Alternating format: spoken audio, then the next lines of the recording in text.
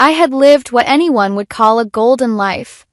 For 80 years Alara Vance believed I was the favorite child of fortune.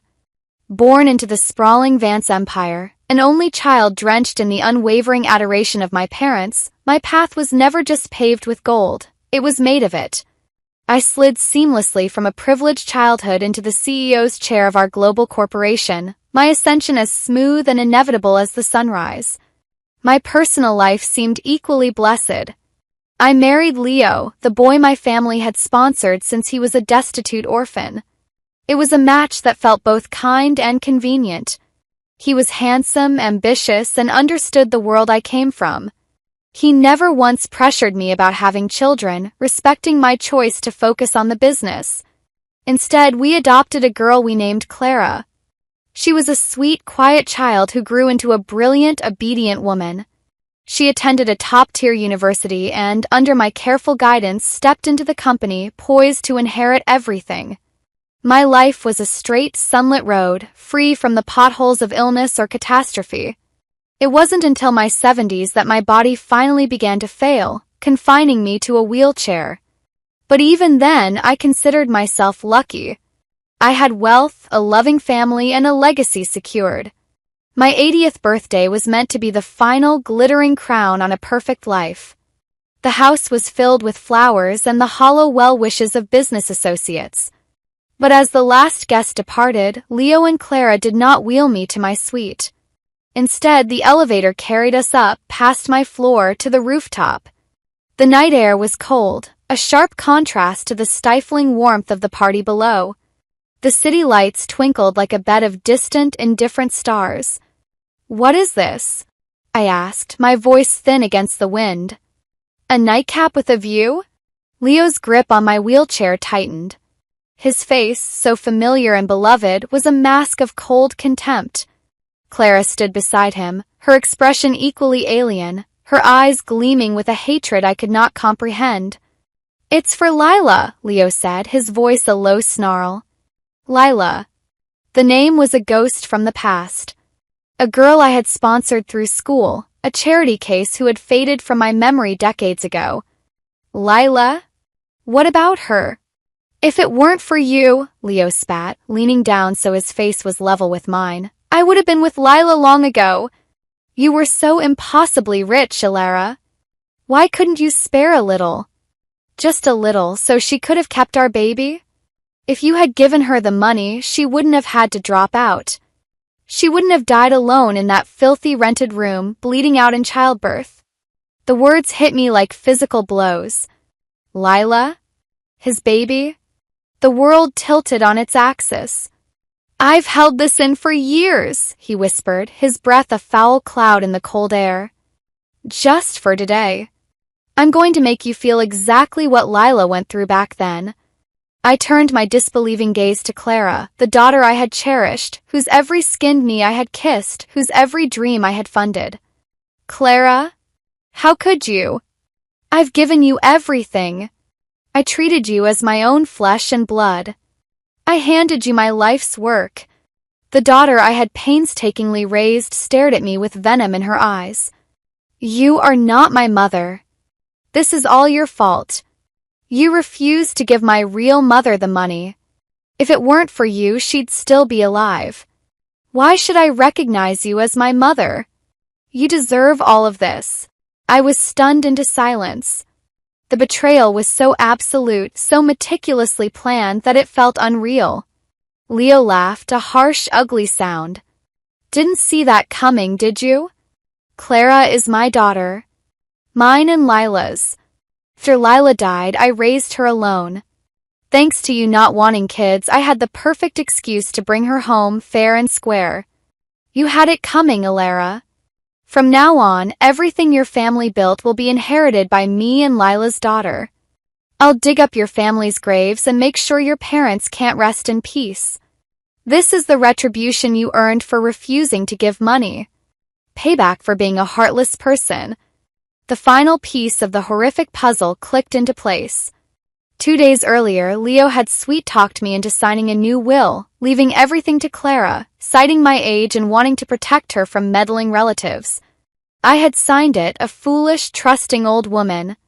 In the end, there were no more words. With a coordinated shove, Leo and Clara sent my wheelchair careening toward the rooftop's edge. For a terrifying second, I was airborne, the city lights blurring into streaks of gold. Then nothing. The darkness that followed was not peaceful. I was aware of my own end, of my ashes being unceremoniously tossed into a stinking drainage ditch. I felt the violation as they desecrated my parents' graves, fulfilling Leo's vile promise.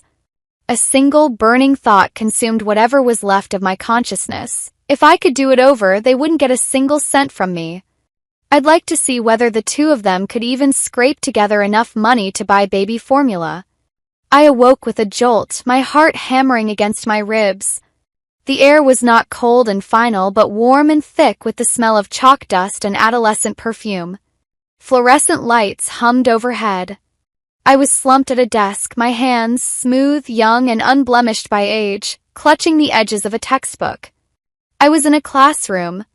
Disoriented, I looked around. Teenagers in uniforms chatted and laughed, their faces fresh and unfamiliar. Clock on the wall told me it was just after 2 in the afternoon. My body thrummed with a vitality I hadn't known in decades. This wasn't the feeble shell of an 80-year-old, this was the body of a girl. A memory, sharp and clear, sliced through the fog. The rooftop. Leo's sneer. Clara's hatred. The fall. I've been reborn. The realization was not a gentle dawn but a thunderclap.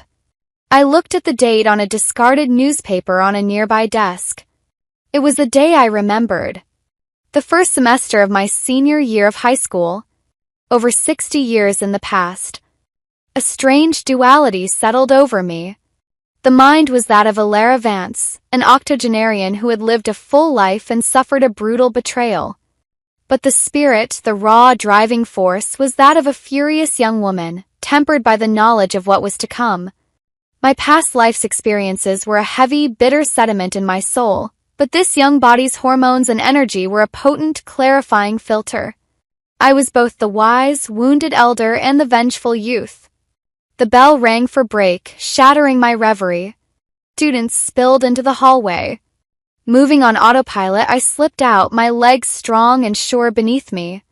I found a payphone at the end of the corridor, my fingers trembling as I dialed the number I knew by heart.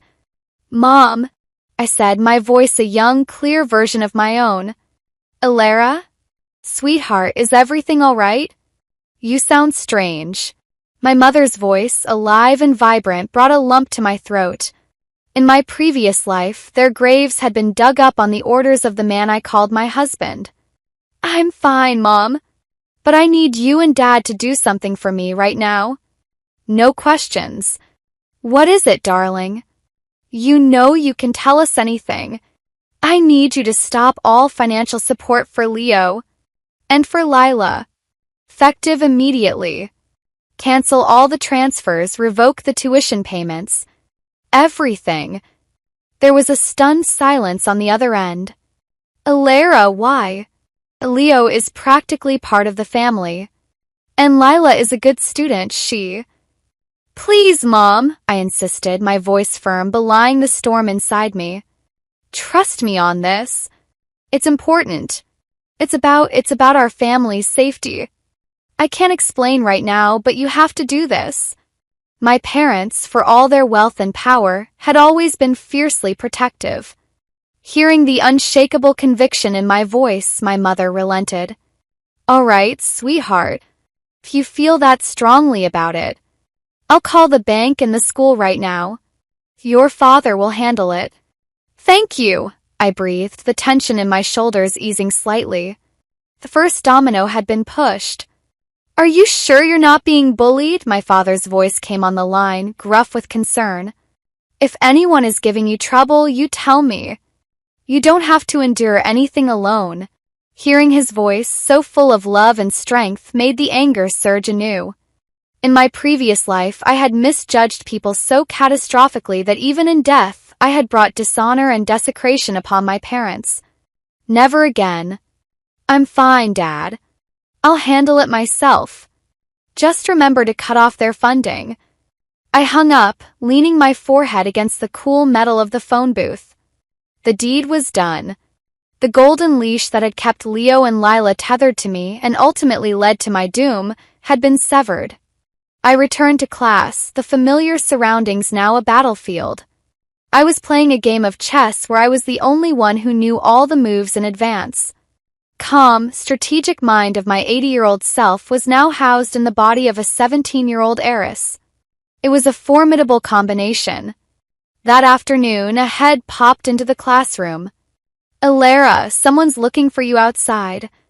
Cold smile touched my lips. Right on schedule. I walked to the doorway and there she was. Lila. She was wearing our school uniform, the pleated skirt doing little to hide the slight but unmistakable swell of her belly. Her eyes, wide and doe-like, darted around nervously before settling on me. She looked every bit the victim. "Alara," she whispered, her voice trembling. "I need to talk to you. Can we go somewhere no one's around?" A single perfect tear traced a path down her cheek. In my last life, I had agreed, led by pity and a sense of responsibility. We had gone to a secluded corner of the library, and when she later dropped out, the rumors had spread like wildfire. Alara Vance bullied a pregnant classmate into leaving school. It had been a stain on my reputation for years, later dug up by business rivals to tarnish the company. This time, I would not be playing the villain in her tragedy. "Sorry," I said, my voice loud and clear, carrying down the hallway. "I'm not interested in talking to you." I turned to go back to my seat. Don't go. Please." Her voice cracked with a sob. And then, with a dramatic flourish, she dropped to her knees, her hands clutching at my skirt. "I'm begging you." The hallway fell silent. All eyes were on us. Perfect. I raised my voice, projecting panic and innocence. "Help. Someone's trying to guilt-trip me. My God, there's even people faking victimhood in high school now? I haven't done a thing. Hurry up and get a teacher. Someone's trying to set me up." My performance had the desired effect. The murmurs started immediately. A few of my classmates, children of other wealthy families who knew me, stepped forward. "Lila, Alara's family is rich, sure, but that's no reason for you to act like this." Hearing the whispers, Lila's face went pale. "I'm not. It's not like that. I just wanted to ask her for help." I took the chance to pull my skirt free from her grip and step back, putting a safe distance between us. The last thing I needed was for her to claim I'd pushed her and caused a miscarriage. "If it's not like that, then stand up," I said coolly. "Who asks for help while kneeling? Looks to me like you're trying to frame me." Reluctantly, humiliated, Lila got to her feet. Her eyes still brimmed with tears, the picture of pitiful grace. "Well," I prompted. "If you want my help, then say it." She glanced at the growing crowd of onlookers, her lips sealed. "Come on, say it," someone jeered. "What? Cat got your tongue." "Yeah, what could be so bad you can't say it in front of everyone?" I held up a hand. "Shut it, all of you," I told them sharply. "Keep talking and she'll drop to her knees again, and then we'll all get accused of bullying her. Don't watch the show so hard you end up part of it." The group fell quiet, but the judgment in their eyes was now directed squarely at Lila. They saw her performance for what it was. When she still didn't speak after a long moment, I turned to leave once more. This finally broke her silence. Can you give me some money?" she blurted out. "Just lend it to me. I just need a few $100,000. Collective gasp rippled through the hallway. A few $100,000? It was an astronomical sum for a teenager. "And why should I give it to you?" I asked, my tone flat. "Because to you, a few $100,000 is just a month's pocket money," she cried, the pitiful act returning. "Why can't you lend it to me?" "Yes, I have money," I replied, my voice echoing in the silent corridor. "But why should I just hand it over to you for no reason?" She clung to her script. If you don't give me the money, I won't take the college entrance exam. Then all the money you've given me before will have been for nothing. I laughed, a short, humorless sound. The same threat, delivered with the same pathetic entitlement. My sponsorship was an act of kindness. Whether you take the exam or not is none of my business. If you don't need it, I'd rather give it to someone who truly does. At least to someone who wouldn't throw away their future by getting pregnant before marriage. The onlookers stared, their expressions a mixture of shock and dawning understanding. My friend Chloe glanced at me with a smirk. Ilara, how'd you end up sponsoring an idiot? An idiot's one thing, I said dryly. But this idiot's also trying to pin something on me. Lila seemed to take offense, her pitiful mask slipping for a second. How can you insult me like that? So what if you have money? Who cares about your money? Fine, I said lightly. Then I'll stop sponsoring you altogether. Since you look down on me, I'll give the money to someone who actually needs it, won't I? You can't do that. That money is mine, she shouted, her true colors flashing. I smiled and hooked my arm through Chloe's. Tell me, what do you think about turning her living expenses into a scholarship fund instead? Chloe thought for a moment. Count me in. Our school was a prestigious private academy, full of the children of the elite, but it also admitted a number of poor, high-achieving students on scholarship. My parents had taught me empathy and the importance of charity, and I had used my allowance to sponsor dozens of them. Most people in the school knew about it. But Rachel had mistaken my kindness for weakness, expecting me to fund her disastrous life choices. She grew frantic. No, you're bullying me. That money is mine. You can't give it to someone else. I ignored her tantrum. All right, then. Stop making a scene. Tell me why you need the money and I'll think about it. You say you need it, so say it. She fell quiet, her eyes darting nervously. Finally, as if she'd made up her mind, she blurted out the truth for all to hear. Because I'm pregnant. I need money to raise the baby. I'm not asking for much, just a few $100,000 so I can give birth. I'll be grateful to you forever. Crowd collectively gasped, their eyes dropping to her stomach.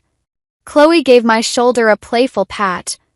Ilara, you really don't check who you sponsor, do you? You'd be better off giving the money to me. At least I wouldn't get knocked up and then come running to you to raise the kid. I knew this was something she'd tease me about for the rest of my life.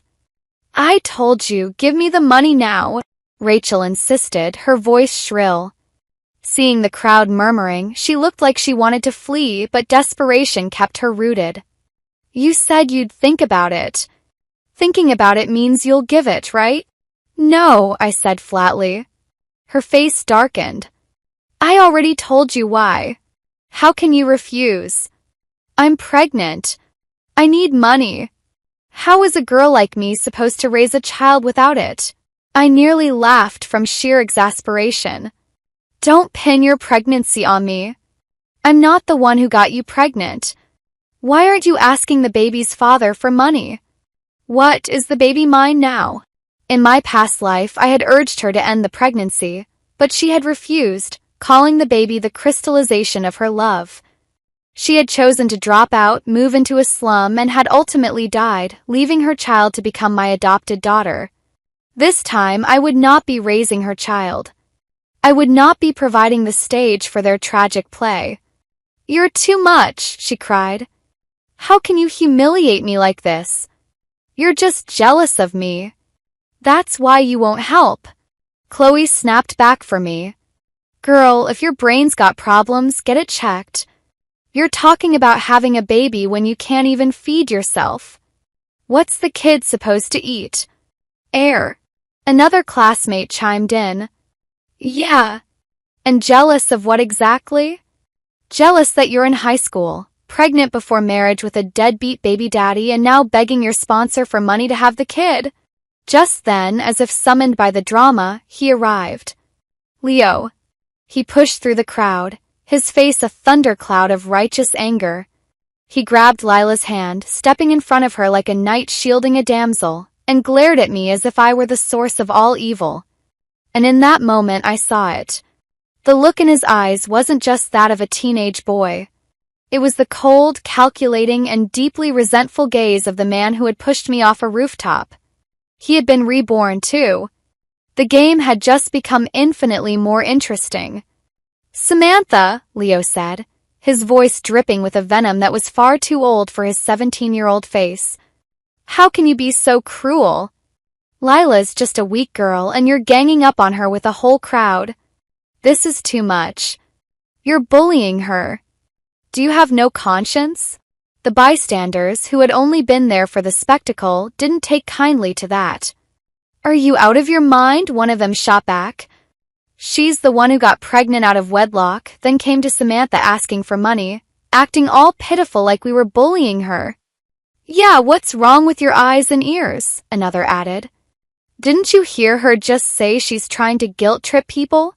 She's the one doing the guilt-tripping. We're just here watching, not doing a thing." I crossed my arms, meeting Leo's glare with a cool, detached amusement. "You don't know a damn thing about what's going on, yet you jump in to accuse me. Why are you protecting her so much? Don't tell me you're the baby's father." Leo's expression darkened, a flicker of the entitled man he would become warring with the powerless boy he now was. He had probably never been scolded so directly in his previous pampered life. Hearing those words, his chest puffed out with a pathetic bravado. He grabbed Lila's hand. "That's right. I am the baby's father, Samantha," he declared, as if it were a badge of honor. "You'd better hand over the money or don't blame me for not being polite." A slow, deliberate smile spread across my face. "Oh, you're going to rob me now? Listen to yourself." "What? You think I want you to like me or something? Don't flatter yourself. You're crazy. When did I ever like you?" I shot back, erasing any fantasy he might have harbored about my past affections. "And why are you asking me for money? Are you begging? If you've got so much pride, raise the kid yourself. You're the father. Why aren't you paying?" Leo froze, the reality of his situation dawning on him. Then he puffed himself up again. "I don't need your money. I can support both her and the baby just fine." "Good," I said coolly. "Then rest easy. I'm cutting off your sponsorship too." He blinked, clearly taken aback. Decades of being financially coddled had made him forget the fundamental truth. From elementary school onward, I had been his benefactor. His tuition, his clothes, his pocket money, it had all flowed from my family's coffers. Even the funds he'd planned to use to play house with Lila in our previous life had come from the generous monthly allowance I deposited into his account. Without it, he'd be struggling to buy a meal next month. I saw the flicker of panic in his eyes. But when he glanced back at Lila, who was looking at him with tearful admiration, he forced himself to act tough. "Don't give it. I'm a grown man. Like, I need your money. I'll just get a job to support her and the baby." I clapped slowly, the sound echoing in the hallway. "Touching. Let's see how long this so-called love lasts once it runs into grocery bills and utility payments." Just then, a teacher arrived, drawn by the commotion. After a few sharp questions, she took both a weeping Lila and a fuming Leo away. The show was over for now. Later, their parents were called in. The fallout was swift and brutal. Lila's parents, humiliated and furious, slapped Leo's mother several times right outside the principal's office. They dragged Lila out, demanding she get an abortion, but she refused, screaming that she would rather sever ties with them than give up her love. Her parents, hearts broken and faces shamed, swore they would never care about her again. Leo's father had died when he was young, and his mother had worked herself to the bone, cleaning offices and taking in sewing to raise her son, pinning all her hopes on him. When she learned that her brilliant boy had gotten a girl pregnant in high school, throwing away the full-ride scholarship my sponsorship had practically guaranteed, the shock and rage were too much for her weak heart. She collapsed on the spot and died almost instantly. After her funeral, Leo, unshaven and wild-eyed, stormed into my classroom. "Was this on purpose?" he shouted, pointing a trembling finger at me. "It's all your fault my mom died. I'm telling you, I'm never breaking up with Lila. My mom's gone, and you owe me at least $2 million in compensation, not a cent less." The sheer, unhinged audacity of it almost took my breath away. "You're insane," I said flatly. "Don't you deny it," he snapped. "If it weren't for you, my mom wouldn't have known. It's all because of you."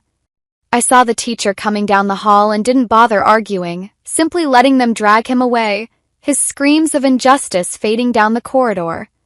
Leo and Lila both seemed to thrive on the narrative that the whole world was against their epic love, that they were tragically right and everyone else was monstrously wrong. They relished the feeling of fighting for their love against the world. Well, that had nothing to do with me. If they wanted to keep it up, fine. I asked my parents for a few discreet bodyguards. Leo tried to confront me once after school, but he was intercepted before he could get within 20 feet of me. With no source of income left, the two lovebirds had to face the cold, hard reality of work.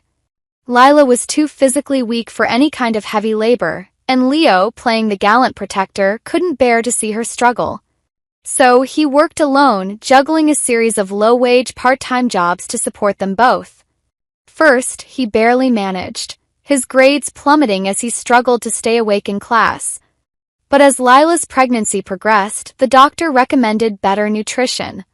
She couldn't survive on instant noodles and cheap bread, and there were also various medical checkup costs, a few hundred here and there. Before long, the expenses of Lila's pregnancy far exceeded what Leo could earn from his meager earnings. The pressure mounted. The arguments began. In the end, he made the choice he thought would solve everything. He dropped out of school altogether to work full-time and support his burgeoning family. He was convinced that with his talent and memories from his past life, he could easily land a high-paying job or make a fortune through clever investments.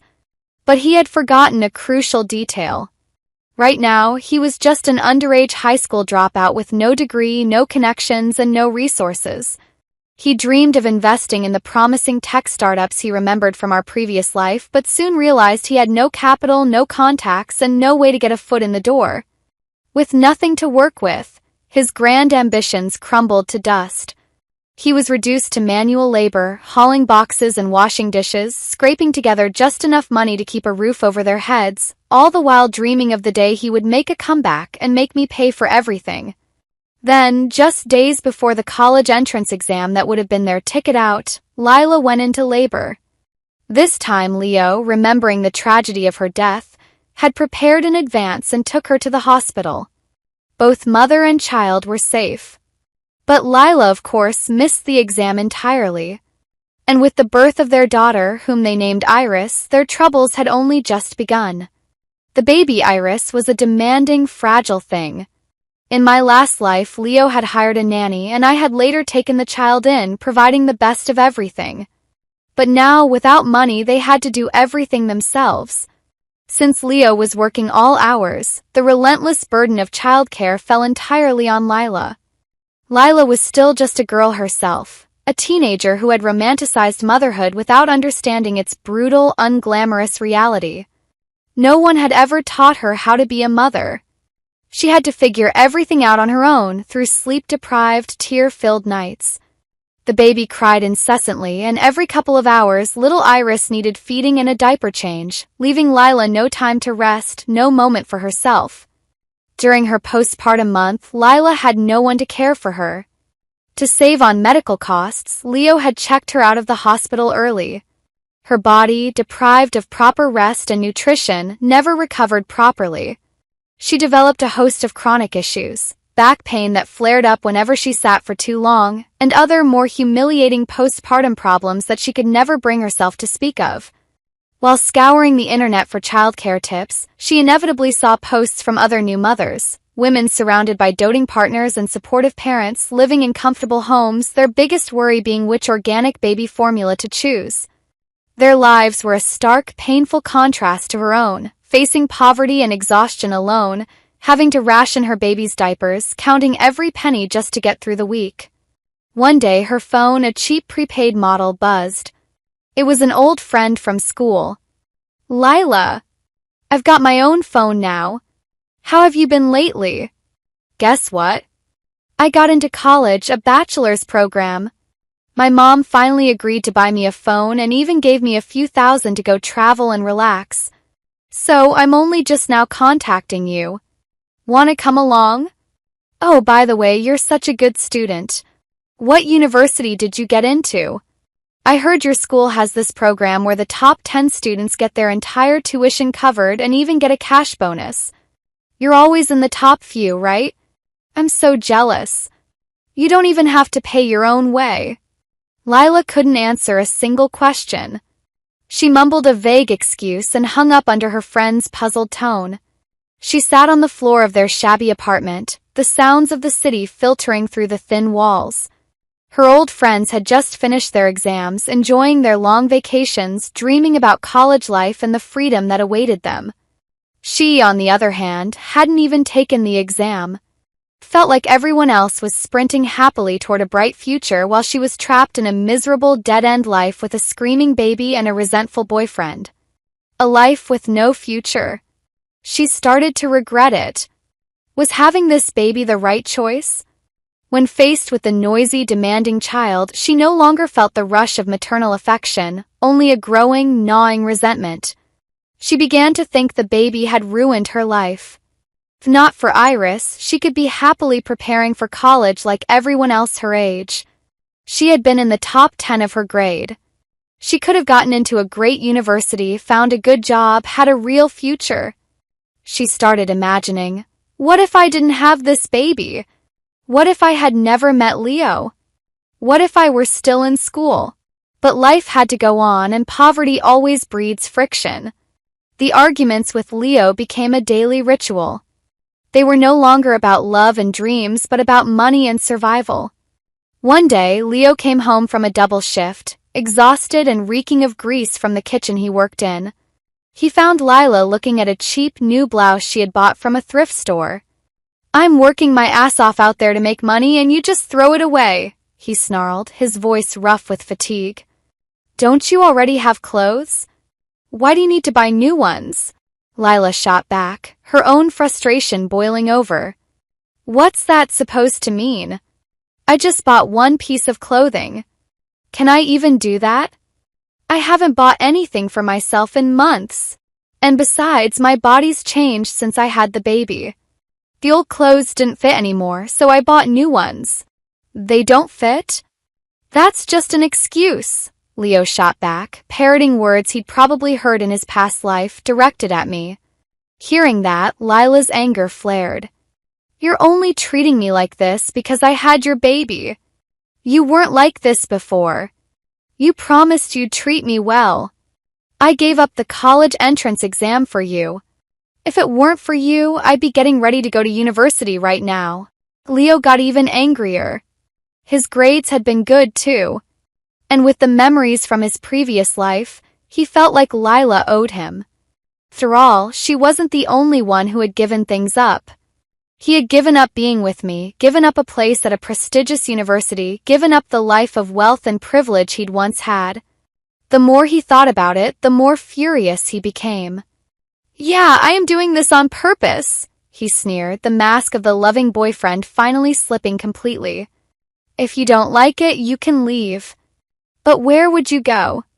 Your parents already disowned you, and you've got no money. Go on, try it. See if you don't come crawling back in less than a day." Lila couldn't believe the man she loved could speak to her like that. Crying, she ran back to the single bedroom, slammed the door and covered her ears, trying to block out the sound of the baby crying outside and the sound of Leo throwing things in the kitchen. But she stayed.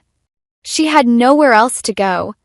Later, Lila told Leo she wanted to repeat her senior year and take the college entrance exam. He refused outright. "If you go back to school, who's going to take care of the baby?" he demanded. In the end, she didn't go. Her dream of an education died, replaced by the grim monotony of diapers and debt. In her painful, isolated life with no one to understand her, Lila found a dangerous escape. She started spending her evenings at a friend's apartment where people played cards for money. First, it was just casual, a way to pass the time and feel a flicker of excitement. But later, through these friends, she got into real gambling. She secretly took money from the grocery budget Leo gave her to play. She lost at first, but thinking she'd win it back in just one more round, she ended up winning a small pot. The rush was addictive. And from then on, she couldn't stop. Their love, once a fiery rebellion, deteriorated into a bitter codependency, replaced by constant arguments over missing money and neglected responsibilities.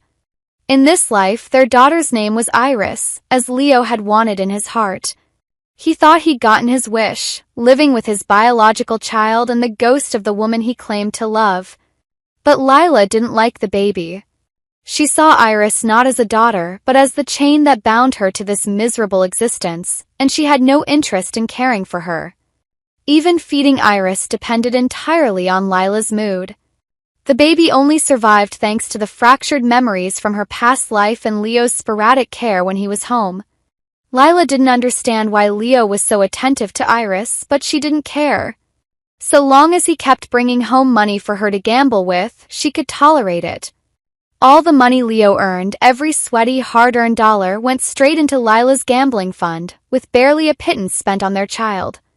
And Leo, meanwhile, had long been thinking about dumping Lila and coming to beg for my forgiveness. He was already dreaming of a way back into my good graces, so he could return to being my pampered husband. He figured that since I had no biological children, I'd have to adopt Iris, and she'd inherit my company. Out of love for the child, he reasoned, I'd have to forgive him, and then all the wealth and glory would be his again. But Iris, the key to his plan, didn't want to come to me. She was determined to stay with Lila. With memories from her past life, she remembered that Lila had died young giving birth to her. Combined with Leo's lifelong teachings about her saintly real mother, she had built up an idealized, perfect image of Lila in her mind. She believed none of my efforts for her in our previous life could compare to the pure, unconditional love Lila would have given her, and that I had only ever raised her for the sake of having an heir. In her mind, Lila truly loved her. And if Lila had lived, she would have been a gentler, more loving mother than I could ever be. So in this life, at the start, Iris clung to Lila and refused to leave, holding very high expectations for her. She was in for a devastating awakening. Iris's devotion to her biological mother was a fortress built on a foundation of grief and Leo's poisonous lies. In her mind, Lila was a tragic angel, a figure of pure love whose life was cut short by my callousness. She believed that in this new life, she could finally experience that perfect, unconditional maternal love she had been denied. Reality, however, was a brutal wrecking ball. Lila's actions shattered those illusions completely. Not only did she fail to care for Iris, but when she lost at gambling, she would take her frustration out on the child. The mother Iris had fantasized about was replaced by a haggard, bitter stranger who saw her as a burden. "It's all because of you, you little brat," Lila would snarl, her breath smelling of cheap beer, her eyes glazed with loss and resentment. "That I've ended up like this. If it weren't for you, I'd be a top student. Why would I have to gamble to make money? Why aren't you dead yet?" Iris, trapped in the body of a small child, could only endure the abuse in silence. She was just a little girl, but behind her eyes was the consciousness of my former adopted daughter, Clara. She still held on to a shred of hope, convinced that she must be the problem. She told herself that if she just tried harder, was quieter, more helpful, her mother would see her love and start to like her, start treating her well. But it never happened. No matter how obedient Iris was, Lila still saw her as the anchor dragging her down. One time, Iris developed a high fever, her small body shaking with chills. She stumbled into the main room where Lila was counting a few crumpled bills. "Mom," she whispered, her voice hoarse. "I don't feel good. Can you buy me some medicine?" Lila didn't even look up. "Get lost. You're faking it. So what if you have a fever? Just tough it out. It'll pass." she snapped before storming out, heading to a clandestine card game, leaving her sick child alone. In the end, it was Leo who came home hours later and found Iris delirious on the floor. He scooped her up and took her to a free clinic, his face a mask of grim exhaustion. The disparity between the mother she had imagined and the mother she had was a chasm that was beginning to crack her spirit. When Iris was about to start elementary school, she gathered her courage and asked Lila for money to buy books. Lila wouldn't give it. Leo grew angry. "I give you so much money every month. Where is it all going? You don't make that much. Look at how much the guy next door brings home." "If there's no money, then there's no money," Lila shot back, her voice defensive and sharp. Leo, furious, raised his hand to hit her. It was the first time Iris had seen such raw violence in his eyes. Iris jumped in the way, a small shield. "Dad, don't hit Mom. I can collect trash myself to pay for school books." The argument ended with the family splitting in bitter silence. True to her word, Iris started running around the neighborhood every day after that, collecting cans and bottles from garbage bins, her small hands getting dirty as she saved up coin by coin for her books. But when she finally scraped together enough, hiding the small stash of cash under a loose floorboard, Lila found it. "Mom, that's the money for my books," Iris pleaded, her voice trembling as Lila pocketed the cash. "The teacher's expecting it." "What book money?" Layla sneered. "Your money is my money. Can't study without books?"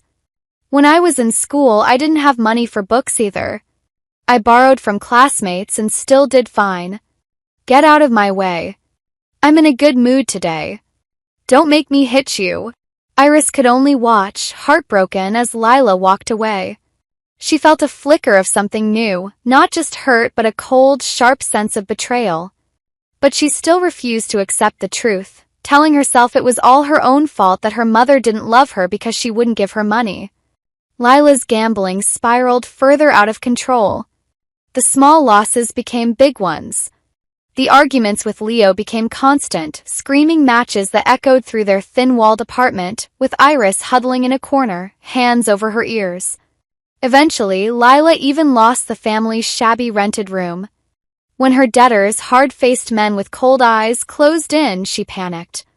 Iris watched as her mother grabbed the last valuables in the home, a small television and the cheap silver locket Leo had given Iris on her last birthday, and prepared to run. "Mom," Iris asked, her small voice filled with terror. "Where are you going?"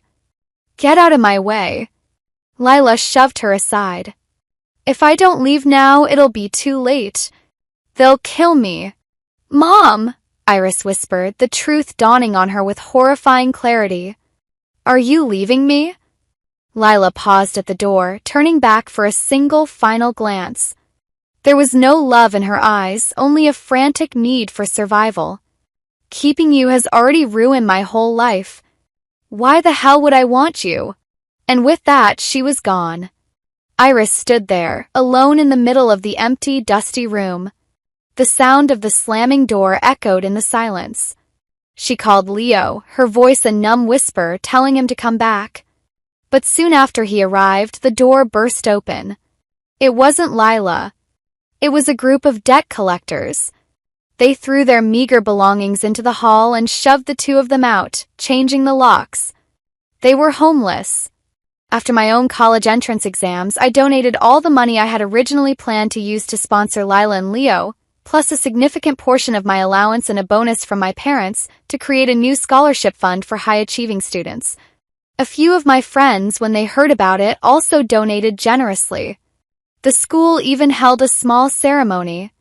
It was a clean, public severance, and it felt good. I went to university, and after graduation, just like in my previous life, I took over the family company. But this time, armed with decades of experience and foresight, I navigated the business world with an ease that stunned my board of directors. I made bold, prescient investments and avoided pitfalls I remembered all too well. The Vance empire didn't just thrive. It expanded, its roots growing deeper and its branches wider than ever before. I built my own life, separate from the ghost of my past. I enjoyed my wealth and my freedom, the shadow of Leo and Lila a distant, fading nightmare. One day, years later, my assistant's voice came through the intercom, laced with a hint of distaste. "Ms. Vance, there's a man and a child here to see you. They're rather insistent. They say you know them. His name is Leo." Cold, smooth smile touched my lips. So they had finally crawled out of the woodwork. I had been waiting for this. "Send them up," I instructed, my voice calm. I stood by the floor-to-ceiling window of my corner office, looking down at the city that was, in many ways, mine. When the door opened, I turned slowly. The sight was almost pitiable. Leo looked decades older than he was. His clothes were worn and thin, his face etched with lines of hardship and defeat. And beside him was Iris. She was painfully thin, her clothes tattered and too small. Her face, which should have been round with childhood, was gaunt and covered in faint, yellowing bruises. She favored one leg when she walked, a slight but noticeable limp. The moment her eyes met mine, the bitterness in them was so potent it seemed to sour the air. This was not a child's gaze. It was the look of Clara, my betrayer. "This is all your fault," she said, her young voice layered with an ancient resentment. "You ruined my dad and my mom. They shouldn't have ended up like this. You already had the lesson from your past life. Why still refuse to give them money?" I smiled. My adopted daughter had returned, and her entitlement had only festered in the gutter. "Isn't this what you wanted this time?" I asked pleasantly. "I never interfered." "Liar," she spat. "If it weren't for you, Mom wouldn't hate Dad or me. In my last life, she was willing to die for me. Dad said Mom loved him. Mom was a gentle, beautiful woman. If she were alive, she'd definitely be kind to me. But now she's just a useless gambler. It's all because of you that she became like this." I couldn't help but laugh, a soft, chilling sound. "So now it's my fault she got into gambling? And what exactly can you do about it? Besides, why would she love you? You ruined her future. Just like you, she's been romanticizing things that never actually happened. Of course, she thinks she'd be better off without you, so yes, you feel justified in hating me, but in that case, don't you think she'd hate you too?" Iris's face went a pasty white. My words had struck the fragile core of her delusion. She lowered her head, holding back tears of rage and shame. Leo, seeing how sharply I was dismantling their narrative, pulled Iris closer. "Iris, hurry and apologize to your mom." He looked at me, his eyes pleading, but I could see the calculation behind them. "Samantha, I was wrong. For the child's sake, can't you forgive us?" Iris looked at me with pure hatred, but on the surface she behaved with a twisted obedience. "I'm sorry, Mom. Mom, I was wrong. Please forgive me.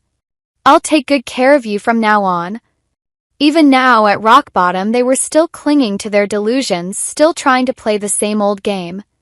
"You two really have something wrong with your heads," I said, my voice flat and final. "Why should I accept your apology?" Leo, seeing my unyielding attitude, actually seemed irritated, as if I were the one being unreasonable. "Samantha, stop being so stubborn. If you don't leave your property to Iris, who else would you give it to?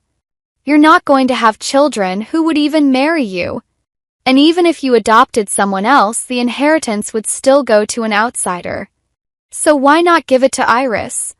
She calls you Mom after all.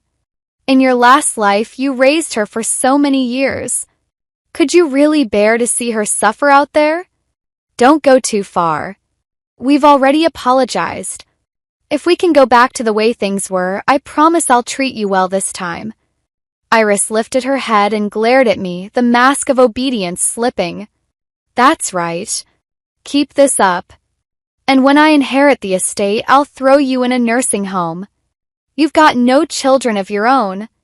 Wouldn't you have to rely on me? Everything in your family will be mine. If you treat me better now, I'll remember your kindness." He wasn't wrong about one thing. I truly didn't plan to have children or adopt again. The very idea was repulsive. But I smiled at the two ungrateful wolves in front of me. Leo, you're right that I don't plan to have kids, and I'm not adopting anymore either. Leo's eyes lit up. A smug, triumphant smile tugged at his lips. He thought he had one. He thought I was admitting defeat. Until I added, but ever since I came back, I've asked my parents for a sibling. My little brother and sister are already in kindergarten. My family's wealth doesn't need you to inherit it. You're dreaming too big and it's not going to happen. Color drained from Leo's face. He shot to his feet, panic flashing in his eyes. That's impossible. How could you do this? What about Iris? What about me? Iris's expression twisted with primal fear.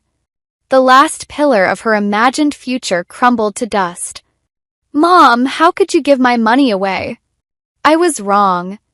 I'll never do it again. Please, please don't abandon me. You're lying, right? You're just saying that to scare me. To shatter their fantasy once and for all, I picked up my phone and made a video call. In moments, two cheerful, bright-eyed faces filled the screen. Big sis, they chimed in unison.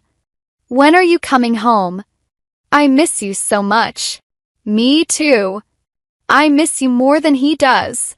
No, I'm the one who misses you the most.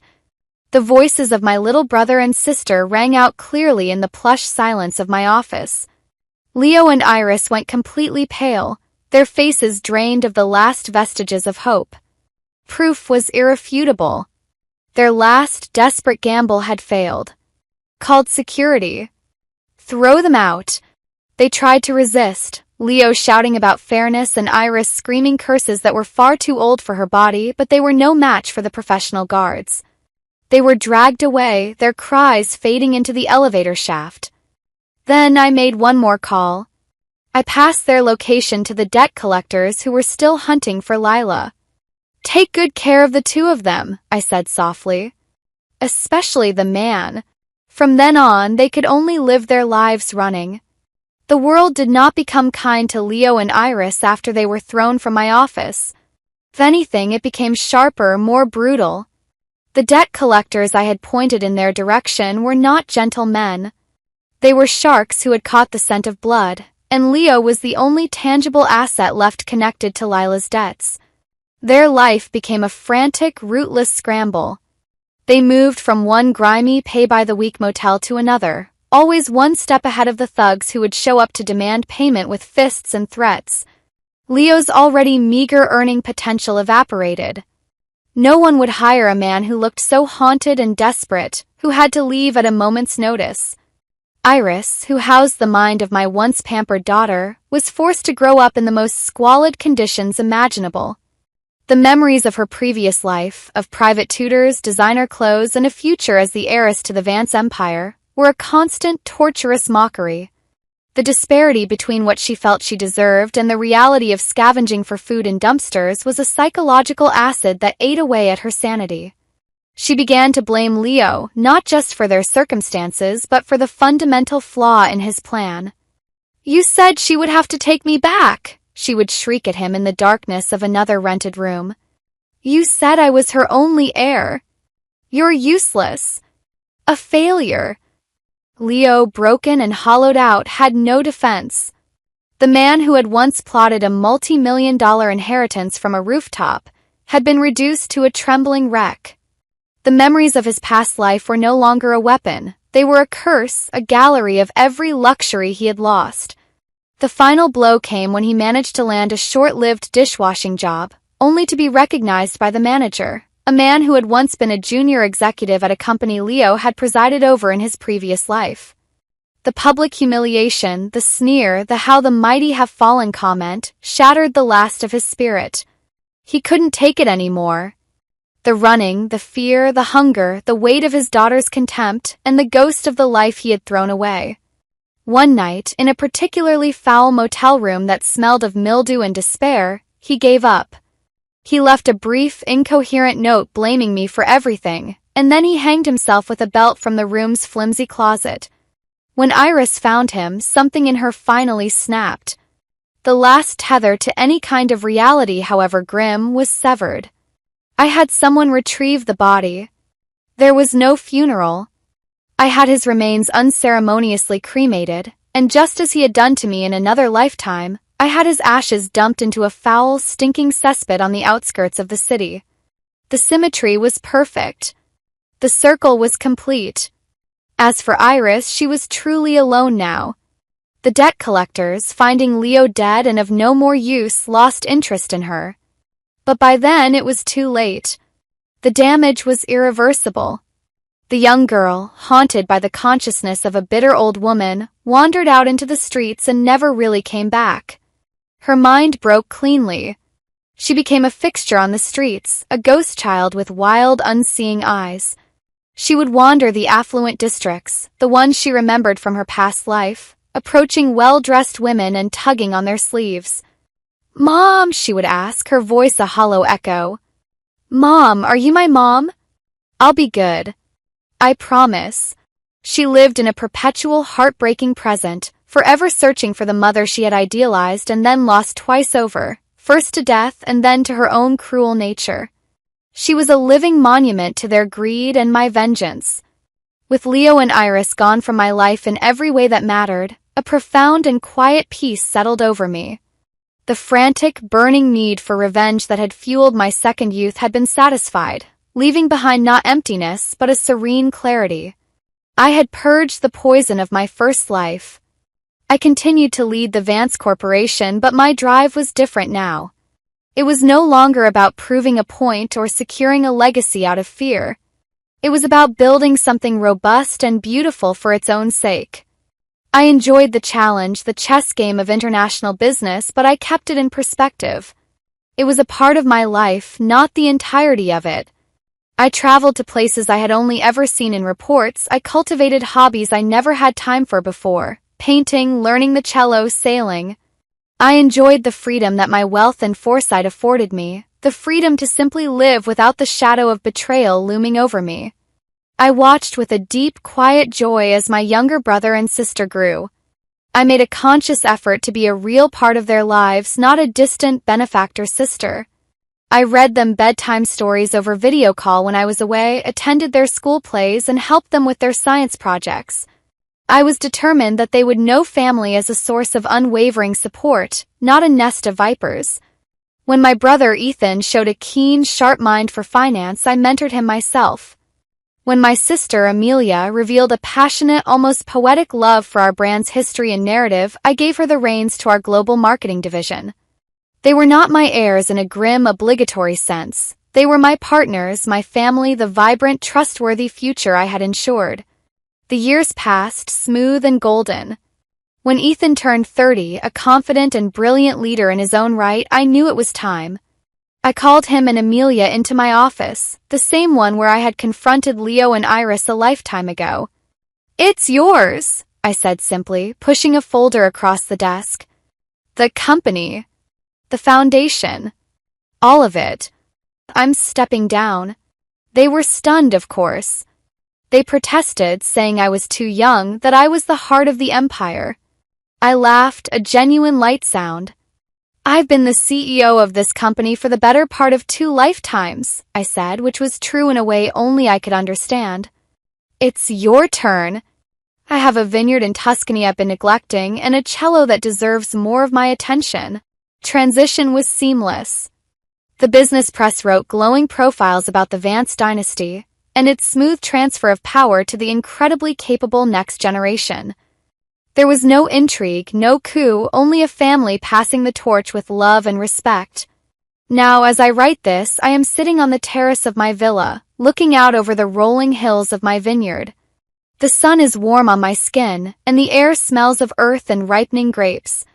In the distance, I can hear the faint, melodic strains of Amelia practicing the violin. She had taken it up after I started the cello. I have everything. I have my health, my freedom, my peace. I have a family that loves me and a legacy that is secure in the best possible hands. The ghosts of the past have been silenced, their ashes scattered to the filth where they belong. My first life was a gilded cage, ending in a brutal murder. My second life was a strategic war ending in total victory.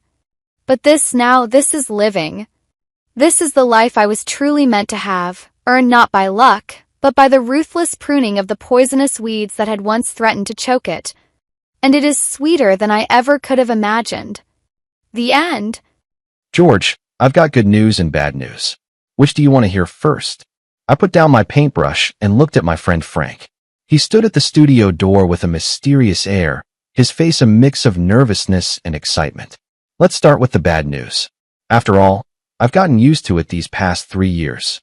Your painting, Eternity, just sold for a sky-high price. Over $6 million. I frowned. How is that bad news? Frank chuckled. Because it's actually part of the good news. The bad news is, buddy, you might need to see a psychiatrist. What do you mean? A woman who looks exactly like Mary showed up at your art exhibition. I almost thought I was seeing a ghost. The paintbrush slipped from my hand and fell to the floor, splattering paint across the unfinished canvas. Mary, my late wife, died 3 years ago after accidentally falling off a cliff. I watched with my own eyes as her body was pulled from the water. In that moment, my world completely collapsed.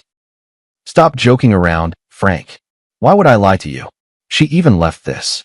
Frank handed me a note, with an address and a time written on it. My hand trembled slightly. The handwriting was exactly the same as Mary's. That night, I waited until midnight at the designated cafe. Just as I was about to leave, a familiar figure appeared at the door. Mary? No, it couldn't be her. But every gesture of that woman, from the tips of her hair to her fingertips, was a shadow of Mary. George, it's been a long time. She sat across from me, and the familiar voice nearly made my heart stop. Who are you? I struggled to remain calm. I'm Mary, your wife. She smiled and reached out her hand. There was a scar on her palm, the mark Mary got when she accidentally cut herself on glass at 15. Impossible. Mary is already dead. She laughed softly. That was just an accident. I fell off the cliff and was saved by a reclusive old doctor. I lost my memory from the injuries and only recently remembered everything. As she spoke, tears began to fall with an expression I knew all too well, the look Mary wore whenever she felt wronged. I know it's hard to believe, but I really am Mary. I couldn't believe my eyes. The shade of lipstick Mary loved most, the faint little mole beneath her left ear, the unconscious habit of rubbing her ring while speaking. Everything was so familiar. Are you really Mary? She nodded and took a small box out of her bag. This is the proof. Inside the box was the first piece of jewelry Mary ever designed. A sapphire ring, the only one of its kind, never mass-produced. I brought it with me that day because I wanted to surprise you. I suddenly stood up and pulled her into my arms. 3 years of longing surged over me like a tide. I held her tightly, afraid that if I let go, she would disappear again. On the way home, she told me about her experiences over the past 3 years. She was rescued by an old doctor in the mountains, lost her memory due to a severe head injury, and lived in a remote mountain village for more than 2 years. It wasn't until she happened to see a poster for my art exhibition that her memory gradually returned. The next day, I took her to see Frank. Oh my God, it really is you, Mary. Frank stared in astonishment, eyes wide. Frank, it's been a long time. She greeted him with a smile, exactly as I remembered. Frank pulled me aside and whispered, Man, this is unbelievable, but I really believe it's her. Who else but Mary could call me by my childhood nickname so accurately? That was something only the two of you knew. A week later, Mary officially returned. We held a small welcome party for her. Her mother was so overwhelmed that she fainted, and when she woke up, she clung to her daughter and refused to let go. But that night, I noticed the first sign that something was off. Mary never ate mangoes because she was severely allergic.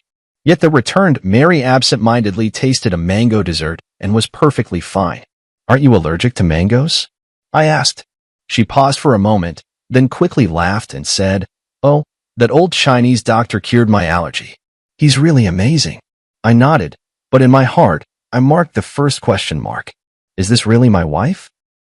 A month passed quickly, and Mary blended perfectly into our lives. She knew the location of every item in the house, remembered our shared memories, and could even accurately name friends we hadn't contacted in years. But those subtle feelings of discord kept growing. For example, the real Mary liked to listen to classical music, especially Debussy, while designing jewelry. But she would always unconsciously hum along to pop songs. Mary always habitually used her left hand to hold chopsticks, even though she knew it was wrong. She just couldn't change. But she was a standard right-handed user. The most obvious difference appeared that night when I accidentally caught her smoking in the bedroom. The real Mary hated the smell of smoke. Even when I came home from social events with a faint scent of cigarettes, she would frown. "When did you start smoking?" I stood at the doorway, my voice soft. She was clearly startled, hastily snuffing out the cigarette. This is a herbal cigarette for treating insomnia, prescribed by an old Chinese doctor." I nodded, not pressing further, but the doubts in my heart only grew deeper. The next day, I went to find Frank. "Help me check if, in the past 3 years, plastic surgery technology has advanced enough to achieve this level." Frank's eyes widened. "You mean, she's not Mary?" "I'm not sure, but there are always some things that don't add up." 2 days later, Frank brought news. High-end plastic surgery can make faces look similar, but it can't replicate the exact placement of scars or moles. And there's a limit to how well someone can imitate a voice. What if it was a twin? Frank shook his head. "Mary is an only child. We all know that." I decided not to show my feelings for now and to keep observing. A week later, Mary's mother came to my house with astonishing news. "George, Mary is going to have a baby," my mother-in-law told me excitedly. I stood there stunned. Before we got married, Mary had been diagnosed with uterine hypoplasia. The doctor had made it clear she could never get pregnant. This was our shared secret. Not even my mother-in-law knew. How do you know that?" I managed to ask. "Mary told me this morning. She said she already had a checkup. It's been 2 months. My mother-in-law happily grabbed my hand. "It's a blessing from above. Mary survived death, and now she can bring us new life." My heart sank to the bottom. This absolutely could not be Mary. That night, I dug out the hospital's diagnosis certificate in my study, which clearly stated the condition of Mary's uterus. But when I wanted to talk to Mary about it, I found her in the bedroom, excitedly discussing the decoration of the nursery with my mother-in-law. "Mary, could you come here for a moment?" I called her calmly. She followed me into the study, still wearing a blissful smile on her face. "Did you forget about this?" I handed her the diagnosis certificate. She took it and glanced at it, her face instantly turning pale. "George, I can explain." "Explain what?" "Explain that you're not Mary at all." Mother-in-law heard the commotion and walked in. "What's going on with you two?" "Mom, take a look at this." I handed her the proof. My mother-in-law read it, then looked at Mary in astonishment. "What's going on?" "Mary, you can't have children." "Of course she can," I sneered, "because she's not Mary at all." My mother-in-law's face changed dramatically. "What nonsense are you talking about?" "I can explain." She hurriedly grabbed my mother-in-law's hand. "That old Chinese doctor not only saved my life, but also cured my uterine problem. It's a miracle, truly." My mother-in-law looked at me, then at her, hesitating. "George, you're being too paranoid." My mother-in-law finally took her daughter's side. "Mary has come back with great difficulty. You should cherish her, not doubt her." "Yes, George, I know this is hard to accept, but miracles do happen." Tears welled up in her eyes. "Haven't we always wanted a child? Now we can finally have our own baby." I looked at her face, identical to Mary's, yet I became more certain in my heart. This woman was not my wife. "All right, I believe you." I smiled, deciding to go along with their story for now. Let's wait together for this miracle to happen. That night, I secretly contacted a private detective. My mother-in-law gladly accepted her daughter's explanation, even suggesting she move in with us to take care of Mary during her pregnancy. Outwardly, I agreed, but inside I grew even more wary. This was no coincidence. There had to be some kind of plot.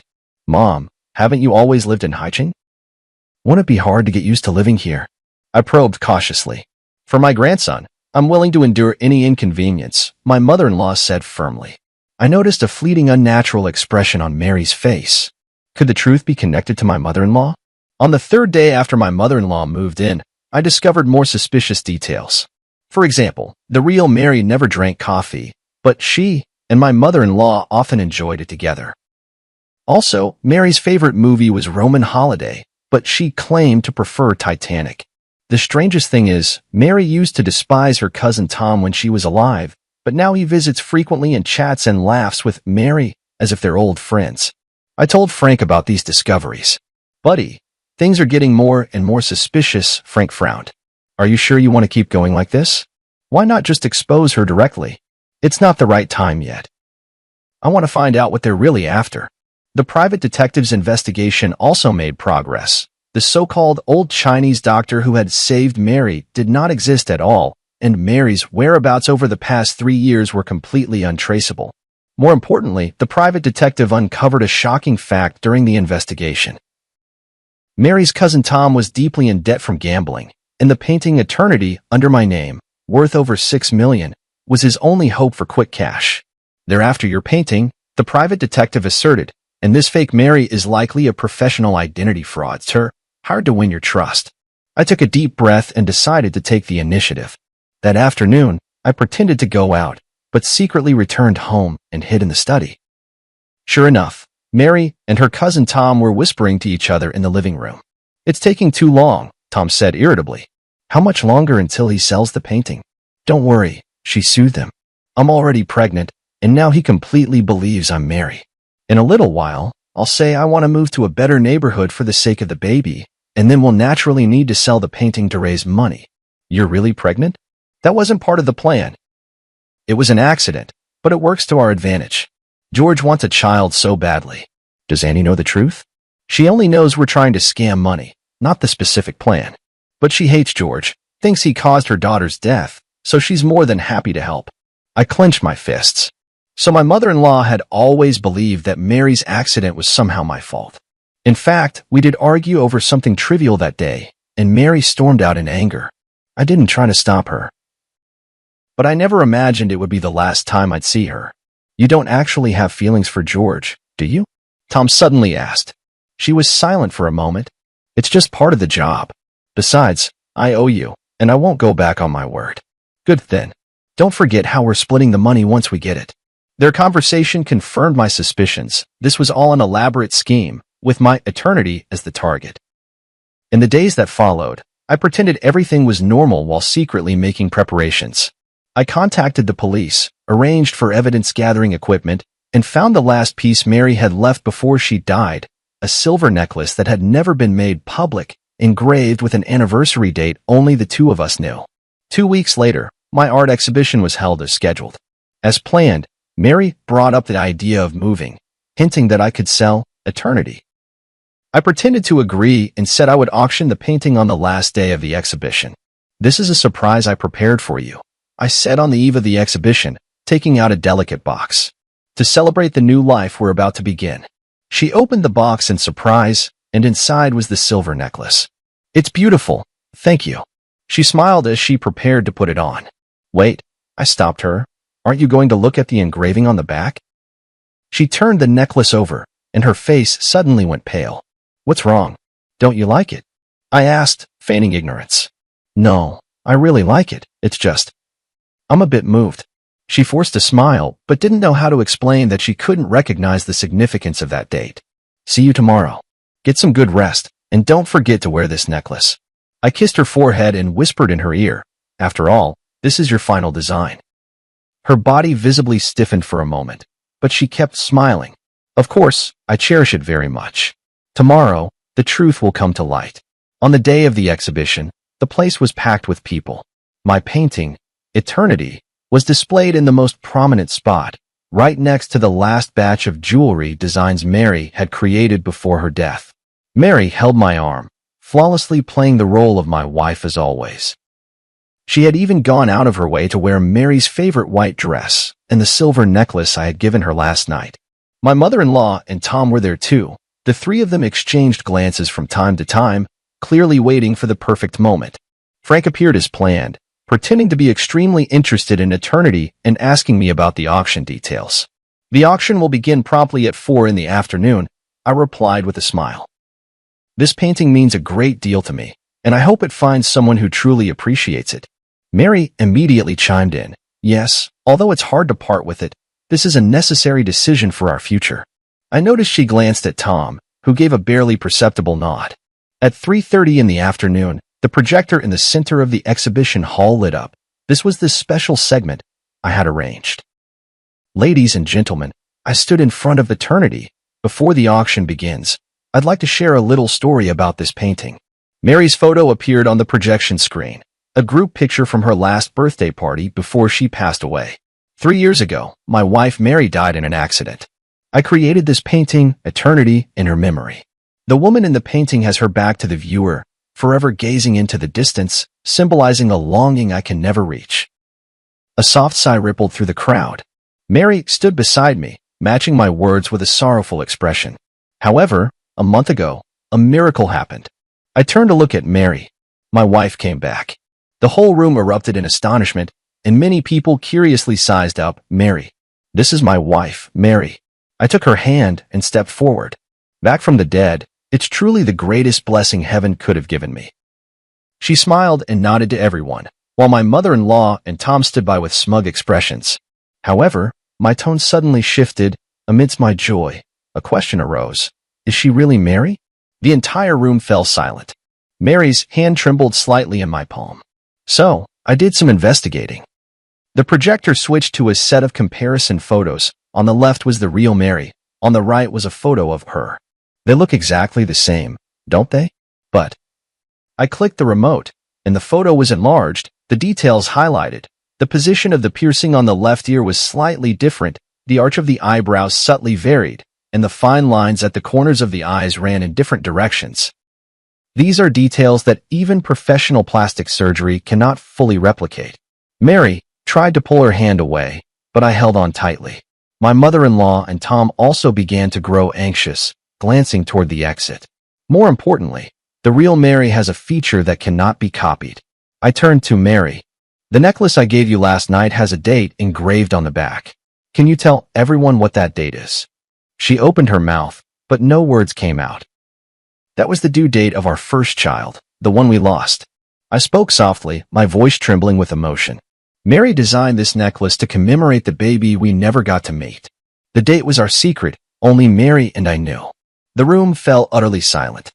Mary turned deathly pale, my mother-in-law's eyes widened, and Tom had already started edging toward the door. What surprised me even more, I continued, was that the real Mary could never get pregnant due to an underdeveloped uterus. Yet this, Mary claims she's already 2 months along. I let go of her hand and took a step back. So, who are you really? A flicker of despair flashed in Mary's eyes, but she quickly regained her composure. I am Mary, it's just that old Chinese doctor. The non-existent old Chinese doctor, right? I sneered. Just like the non-existent amnesia, the non-existent miraculous recovery. I turned toward the projection screen. Let's see the truth. The screen played the secretly recorded video of her conversation with Tom, their discussion on how to swindle eternity, clearly audible. This isn't. She tried to explain, but my mother-in-law had already rushed forward. Who are you really? My mother-in-law screamed. You're not my daughter? Auntie, stop pretending, I said calmly. You know she's not Mary. You just wanted to get back at me, didn't you? My mother-in-law's face turned pale. I didn't know she was going to impersonate Mary. Tom just said he needed help to scam some money. Police. Don't move. Several plainclothes officers emerged from the crowd, blocking Tom as he tried to escape. Amid the chaos, Mary took the opportunity to shove me aside and run toward the exit. I chased after her and caught up in the parking lot. Tell me, who are you really? She finally stopped, turned to face me, tears welling in her eyes. My name is Luna. I'm an actress. Tom found me and said if I helped trick you out of a painting, he'd give me $1 million. I needed the money for my sister's medical treatment. Why did they choose me? Why Mary? She shook her head. I don't know. They gave me a lot of information, photos, videos, even your chat logs. I was just following the script. The police arrived and took her away. I stood where I was, gazing at the distant sky, my heart a tumult of emotions. Back in the exhibition hall, the crowd had already dispersed, leaving only Frank and a few police officers. It's all been cleared up, Frank walked over. Tom owed money to loan sharks and was desperate. Your mother-in-law always resented you for not saving Mary, so she helped them plan the whole thing. I walked up to eternity, gently caressing the back of the woman in the painting. Mary, I can finally give you an answer. The police left with the evidence. Frank patted me on the shoulder. What do you plan to do next? I took a deep breath. Prepare for the final painting. What will it be called? The Pursuit. I said softly. This time, I'll paint her face, not just her back. After the case was solved, my life seemed to return to where it was 3 years ago. Eternity was temporarily held by the court as crucial evidence. Tom and Luna were arrested for fraud, and my mother-in-law was investigated as an accomplice. The prosecution wants you to testify in court, the officer called to inform me. The trial is scheduled for early next month. I agreed, though I was utterly exhausted inside. After exposing the deception, I thought I would feel the thrill of revenge, but what I felt instead was a profound emptiness. Those days spent with Mary that month had allowed me to feel a trace of warmth in life again, even if that warmth was born of lies. Frank often came to see me, worried I might fall into despair once more. I told him not to worry, that I was working on a new piece, The Pursuit. Are you really going to paint Mary's face from the front? Frank asked curiously. For the past 3 years, you've always refused to do that. It's time, I replied. We can't live in the past forever. I moved out of the apartment I had shared with Mary and returned to the old house in the suburbs, the place where the real Mary and I had first made our home. The dust-laden memories in the house brought me both pain and comfort. Mary's studio remained just as she had left it, design sketches scattered across the table, unfinished jewelry drafts pinned to the drawing board. One afternoon, while sorting through Mary's belongings, I discovered an encrypted external hard drive. After several attempts, I finally unlocked it using our wedding anniversary as the password. Inside were backups of Mary's design works, along with some personal photos and videos. One folder in particular caught my attention. Inside a folder named Plan was a series of jewelry design sketches, labeled George's Birthday Special Project. It was then I remembered that, in the months before Mary passed away, she often spoke mysteriously about giving me an unparalleled birthday surprise. Leafing through these design drafts, I couldn't help but be moved to tears. Mary had planned to design a jewelry collection inspired by my paintings over the years, with each piece corresponding to a representative work from my artistic career. The last page was a sketch of a ring, with a dark red stone set in the center, its edges adorned with tiny diamonds, closely resembling the sunrise in my early work, Dawn. This is blood amber? I examined the notes carefully, confirming the name of this rare gemstone. Mary's designs had always been bold, but blood amber is extremely rare in the Chinese market, almost impossible to acquire. How did she obtain such a material? As I continued searching, I found a series of email correspondence screenshots. Mary had actually contacted a gemstone dealer in Myanmar, commissioning the blood amber specifically for this ring. The last email showed that the gem had already been shipped, but the date was exactly 1 week before Mary's death. I immediately called Frank. Help me check if there was a package sent from Myanmar 3 years ago, addressed to Mary. 2 days later, Frank brought news. The package did exist, but since no one signed for it, it was returned. However, according to the shipping records, it was resent a month ago, this time addressed to you. What? I was completely confused. I haven't received any package. Check your old apartment? Frank suggested. Back at my old apartment, the manager told me there was indeed a package, but it had been signed for by Mary. She said it was a surprise for you, so she didn't notify you, the manager explained. This meant Luna had taken the blood amber. I rushed to the detention center and requested to see Luna. Separated by glass, she looked much more haggard than the last time we met, but still wore that face so similar to Mary's. What are you doing here? She asked coldly. A month ago, you signed for a package from Myanmar. There was a blood amber inside. I want to know where it is. She looked surprised. How did you know? Tom asked me to sign for it. He said it was some precious gem. He took it. My heart sank. Tom was deep in gambling debt. A precious blood amber would be a windfall for him. He had probably sold it long ago. That blood amber is very important to me, I said softly. It was the last gift my wife left me. Luna was silent for a moment, then suddenly said, maybe it's not that bad. Tom said the stone has flaws, its value is greatly reduced, and he hasn't found a suitable buyer yet. Hope was rekindled. If Tom hadn't sold the blood amber yet, maybe there was still a chance to get it back. Do you know where he might hide it? Luna hesitated for a moment. He has a safe deposit box in a self-storage facility on the east side of the city. After getting the address, I immediately contacted the officer in charge of the case and explained the situation. Since Tom was involved in a large sum of money, the police quickly approved the search request. Mr. George, we've found the safe deposit box, the officer said over the phone. Inside, we did find the blood amber you described, as well as some other evidence. A few hours later, I retrieved the blood amber at the police station. It was even more beautiful than I had imagined. Within the dark red core, wisps of mist seemed to swirl, shifting strangely under the light. This was the birthday gift Mary had so carefully chosen for me, waiting for 3 years. Back home, I carefully placed the blood amber beside the canvas of the pursuit. The painting was already more than half finished, Mary's face emerging from the blur into clarity, yet it still felt like something was missing. Watching the blood amber glimmer faintly under the light, I suddenly understood how I should complete the painting. The creation of the pursuit entered its final stage.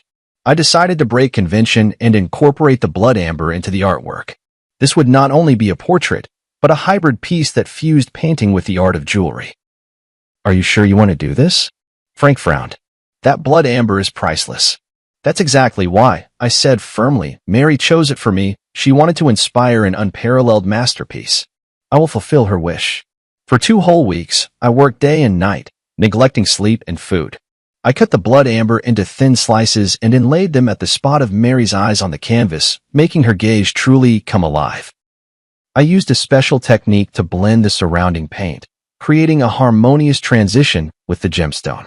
From certain angles, the entire painting seemed to be imbued with life, and Mary's expression would shift depending on where the viewer stood. On the day I finished the piece, Frank brought news. Luna had been sentenced to 3 years in prison, but due to her good attitude in confessing, she might serve only 1.5 years. Tom, involved in multiple fraud cases, was sentenced to 7 years. My mother-in-law, as an accomplice, received a suspended sentence. The case is finally over, Frank said.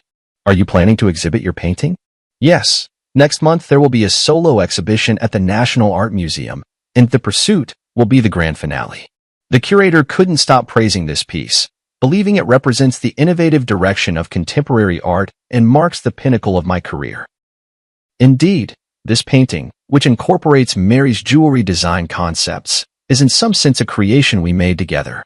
On the eve of the exhibition, I checked the arrangement in the gallery alone one last time, making sure every piece was perfectly lit and positioned. When I reached The Pursuit, I couldn't help but stop and gaze at it. Mary's face was vividly lifelike, her eyes inlaid with blood amber gleaming under the spotlight, as if she were smiling at me. For the first time in 3 years, I faced her directly, no longer painting only her back. Mr. George, a stranger's voice called from behind. Sorry to disturb you, but the gallery has been cleared. He turned around to see a young woman dressed in the museum's staff uniform. And you are? I'm the new curator, responsible for security in your exhibition area, she explained with a smile. I really like your work, especially this piece, The Pursuit. Thank you. I nodded. I'll be leaving soon. She didn't leave, but continued to gaze at the painting. That red gem is beautiful, almost as if it's alive. It's blood amber, I explained, a very rare gemstone. I know, she said softly, top-grade blood amber from Myanmar, containing plant fossils, extremely rare. I looked at her in surprise. You know a lot about jewelry? She smiled. I study jewelry design. I'm just working part-time here. For some reason, Mary suddenly came to mind. She, too, had an almost obsessive passion for and expertise in gemstones. If you don't mind me asking, who is the woman in this painting? She asked. My wife, I replied. She passed away 3 years ago. She was a jewelry designer. I'm very sorry, she said sincerely, then gestured toward the blood amber. This gem must mean a great deal to you. It was the last birthday gift she chose for me before she died, but I only found it recently. She nodded thoughtfully. Setting it into her portrait is the best way to remember her. For some reason, talking with this unfamiliar woman brought me a strange sense of calm. Perhaps it was her love for jewelry that reminded me of Mary. Sorry, I have to continue my rounds. She glanced at her watch. See you tomorrow, Mr. George. See you tomorrow, I replied, watching her leave. On the way home, I felt an unusual peace. The completion of The Pursuit seemed to mark the end of my search for Mary as well. Not forgetting, but remembering her forever in another way. The next day, the exhibition's opening ceremony attracted numerous figures from the art world and the media. The Pursuit undoubtedly became the center of attention, with people marveling at this innovative form of artistic expression. Amid the crowd, I noticed that curator standing aside, watching as well. Sunlight streamed through the skylight of the gallery, falling upon her, and for a fleeting moment, I thought I saw Mary's shadow. No, I shook my head, warning myself not to be deceived by mere resemblance. There would never be another Mary in this world, just as there would never be another unique blood amber. After the exhibition, the pursuit was purchased by an anonymous collector for an astronomical price.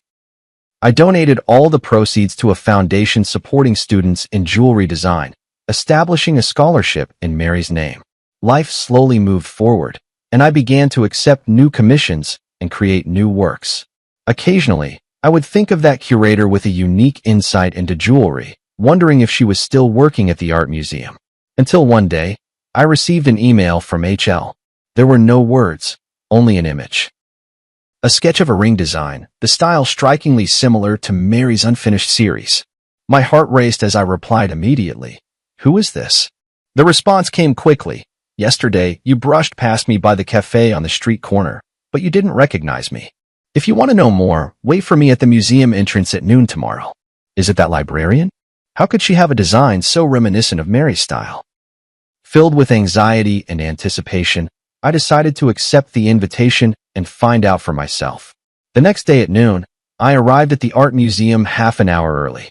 The sun was shining, and small groups of visitors were coming and going from the exhibition hall.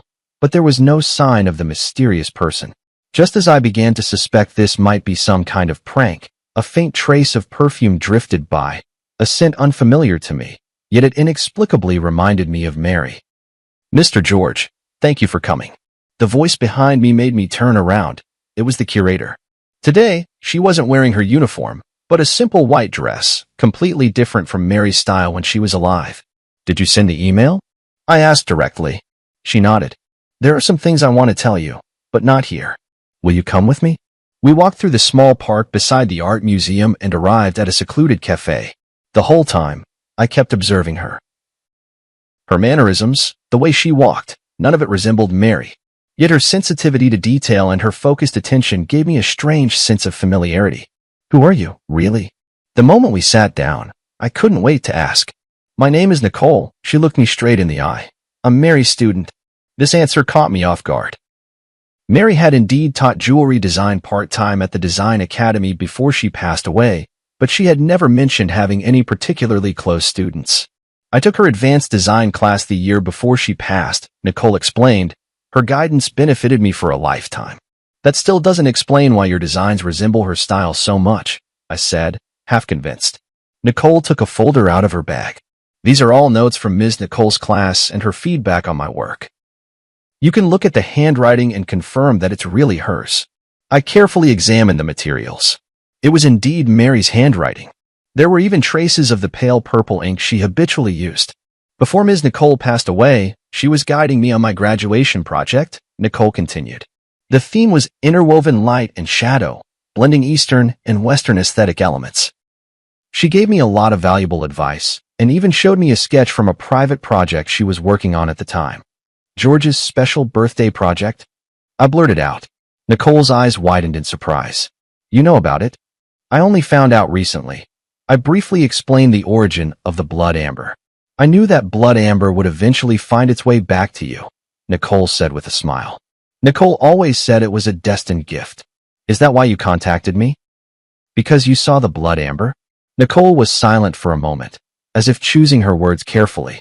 Not entirely. After Nicole passed away, I've been trying to carry on the design philosophy she taught me. Some time ago, I happened to see the news about your eternity being stolen, and then I saw someone impersonating Nicole. I thought I should tell you a few things. She took a letter out of her bag. This is the last letter Nicole gave me after class before she passed away. She said if her surprise plan went smoothly, I should show you this letter. If anything went wrong and she was gone, I should still make sure you see it. I took the envelope. It was indeed Mary's handwriting, and it read, "To my dearest husband." The envelope had already been opened. I didn't know what was in the letter at the time. I just kept it as Nicole instructed, Nicole explained. It wasn't until I saw the news that I opened it. I hope you won't blame me. I carefully took out the letter paper and unfolded it to read. Dear George, if you are reading this letter, perhaps my surprise plan has gone awry. Don't worry, it's just that the plan has changed, and the form of the gift may be different now. The blood amber I picked for you is said to be known as the Eye of Rebirth. Legend has it that looking at the world through it reveals truths that are often overlooked. I hope it can become a turning point in your artistic career, leading you to see new possibilities. All these years, your paintings have always depicted backs, as if you're afraid to face something head-on. I hope this gemstone will give you the courage to paint the front, to capture true emotions. No matter what happens, please remember, love does not disappear, it merely changes form, like this blood amber, which, after millions of years, transforms from resin into a gem, yet still shines. Forever loving you, Mary. The handwriting became a bit messy at the end, as if written in a hurry. I stroked the paper, as if I could feel Mary's emotions at that moment. Thank you, I said, my voice choked with emotion. This means a lot to me. You're welcome. I'm just fulfilling Ms. Nicole's request, Nicole said with a smile. Actually, there's one more thing I'd like to ask your help with. What is it? I'd like to apply for the Mary Scholarship you established, she said, taking a design portfolio out of her bag. This is my graduation project, combining Ms. Nicole's ideas with my own innovations. As I flipped through the portfolio, I was surprised to find that while these designs bore traces of Mary's influence, they also possessed a unique style and innovative touches. In particular, a series called Metamorphosis cleverly combined jewelry with transformable elements, allowing the pieces to change form according to the wearer's mood and occasion. This is outstanding, I praised sincerely. Mary would be proud of you. A hint of joy flashed in Nicole's eyes. Really? I've always worried I couldn't live up to her expectations. You've already moved beyond the learning stage and developed your own style. That's exactly what she hoped to see. As we talked, sunlight streamed through the window and fell on Nicole. In that moment, I seemed to understand something. When Mary spoke of love changing its form, perhaps she wasn't just referring to the blood amber, but also to her passion for art and its legacy. Luna tried to impersonate Mary by mimicking her appearance, but she could never truly replicate who she was. Nicole, on the other hand, looked nothing like Mary, yet she inherited a part of her artistic vision and spirit. Perhaps this is the true gift Mary left me, not the blood amber, but a new possibility, a path out of the past. Nicole's graduation exhibition was held in a small gallery. Though the space was modest, it was exquisitely arranged. Her works were divided into 3 series, representing the past, the present, and the future, forming a complete narrative. This is a brilliant idea, I sincerely praised. From tradition to contemporary and then to the future, it showcases the evolution and possibilities of jewelry design. Nicole smiled and nodded. This was inspired by teacher Nicole. She always says that good design should look back at history, be grounded in the present, and look forward to the future. As I walked through the exhibition hall, I noticed a special display case in the corner, containing only one piece, a seemingly simple ring with a small red gemstone set in the center. This is. I leaned in to read the label, which said, in memory, dedicated to teacher Mary. Yes, I made it from a small piece of blood amber I bought with my own savings, Nicole explained. It can't compare to the quality of yours, but it's also from Myanmar. I examined the design of the ring closely. Clean, powerful lines, with fine silver threads encircling the blood amber, as if protecting the central gem, yet also seeming to radiate light outward. This is very similar to Mary's final design style, I said softly, but it also has your own unique touch. I wanted to create a piece that could both commemorate teacher Nicole and showcase my own style, Nicole explained. The blood amber represents her influence, while the outer design is the direction of my own development. The exhibition attracted quite a few industry insiders, including some well-known figures from the jewelry design world. After viewing the exhibition, an older female designer approached Nicole and offered her an internship opportunity. I stood by, genuinely happy for Nicole. In the evening, as the exhibition was drawing to a close, Frank arrived as well. Seeing me with Nicole, he gave me a knowing smile. New friend? He asked me quietly. Mary's student, I explained simply. Very talented. Frank nodded without asking further questions. After touring the exhibition, he gave high praise to Nicole's work. It blends traditional and modern elements, demonstrating both technical skill and artistic expression, quite rare. Nicole thanked him politely. This wouldn't have been possible without the guidance of teacher Nicole and teacher George. After the exhibition, The three of us went to a nearby restaurant for dinner. During the meal, Frank talked about recent trends in the art market, while Nicole shared her insights on contemporary jewelry design. The conversation was light and pleasant, and I realized it had been a long time since I had relaxed and chatted with others like this. After a few rounds of drinks, Frank received an urgent call and left early. Only Nicole and I remained in the restaurant, and the atmosphere suddenly became a bit quiet. Mr. George, Nicole hesitated for a moment before speaking. I've always had a question I wanted to ask you. What is it?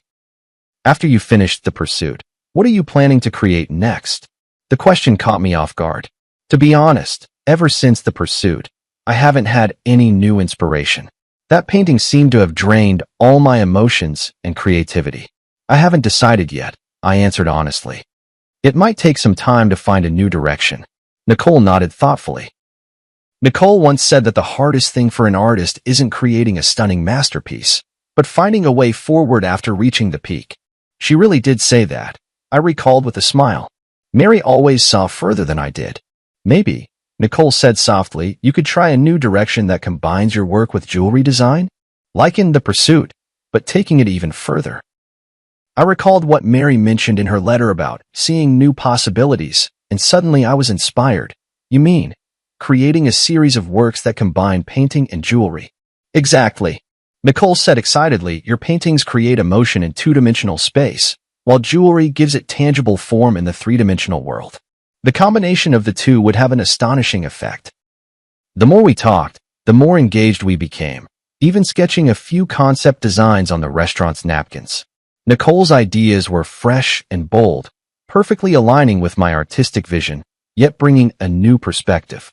As we left the restaurant, Nicole suddenly said, I have to confess something.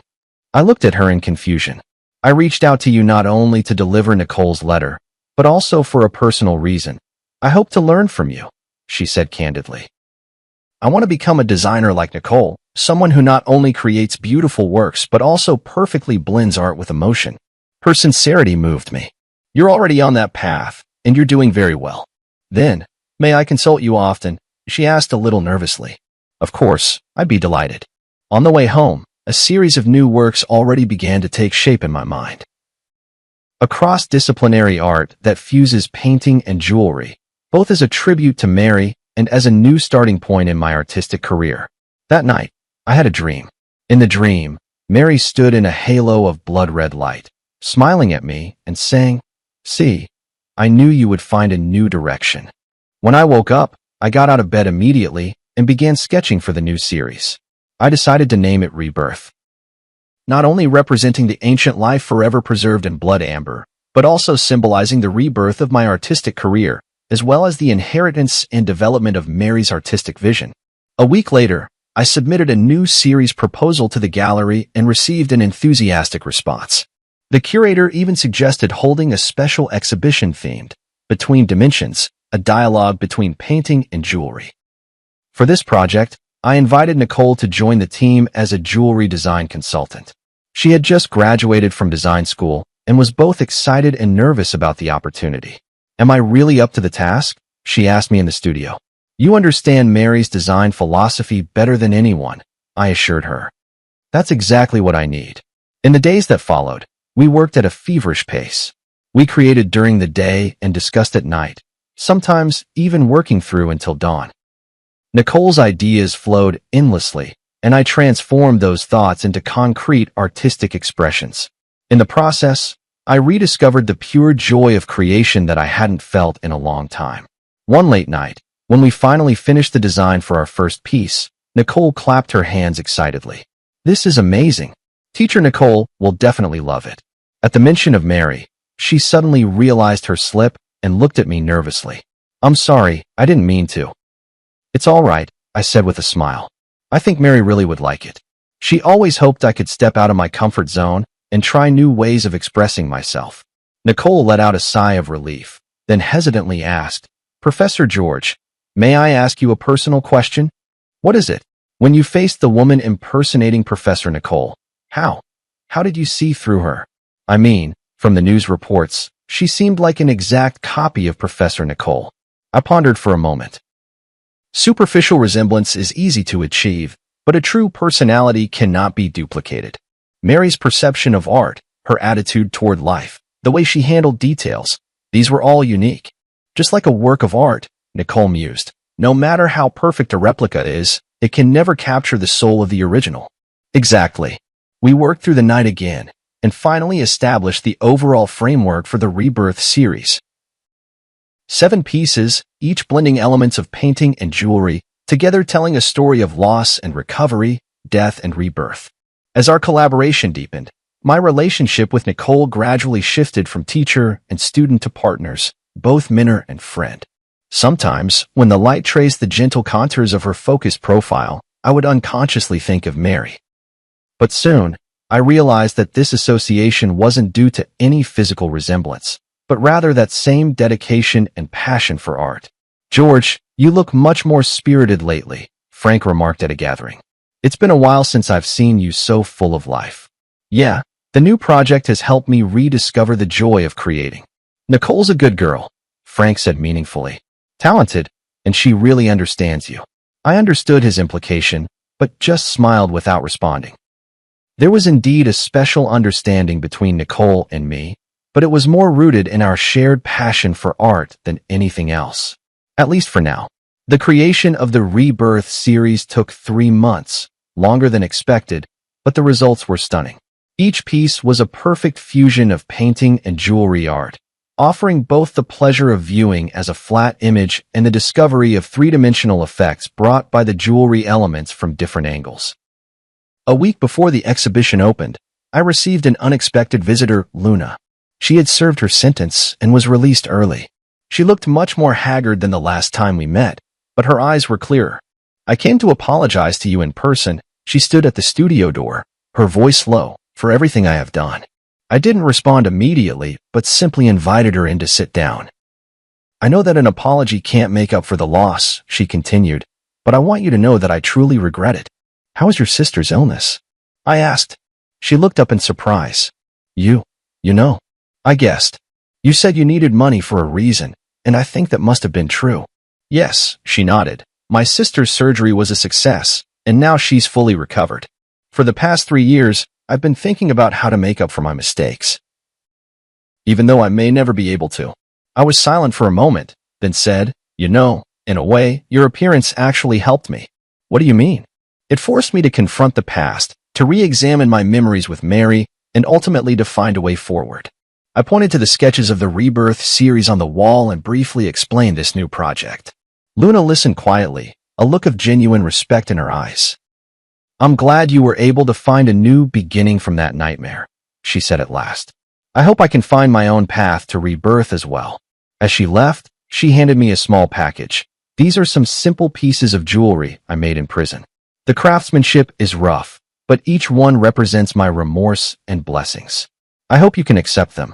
Opening the package, I found several small trinkets handmade from fine wire and colorful glass beads. Though simple, it was clear the creator had poured their heart into them. Nicole happened to come into the studio at that moment. Seeing the trinkets, she asked curiously, "What are these?" I told her about Luna's visit. "You forgave her?" Nicole was a bit surprised. "Not exactly forgiveness," I said thoughtfully. "It's more like understanding. Everyone has their own hardships and choices. What's important is how we learn and grow from our mistakes." Nicole nodded pensively, picking up a piece of jewelry to examine it closely. "The craftsmanship is rough, but the concept is ingenious. This person seems to have a talent for design." "Perhaps," I said. "Everyone has the possibility of being reborn." On the day of the exhibition opening, numerous figures from the art and jewelry worlds gathered together. The Rebirth series received unprecedented acclaim.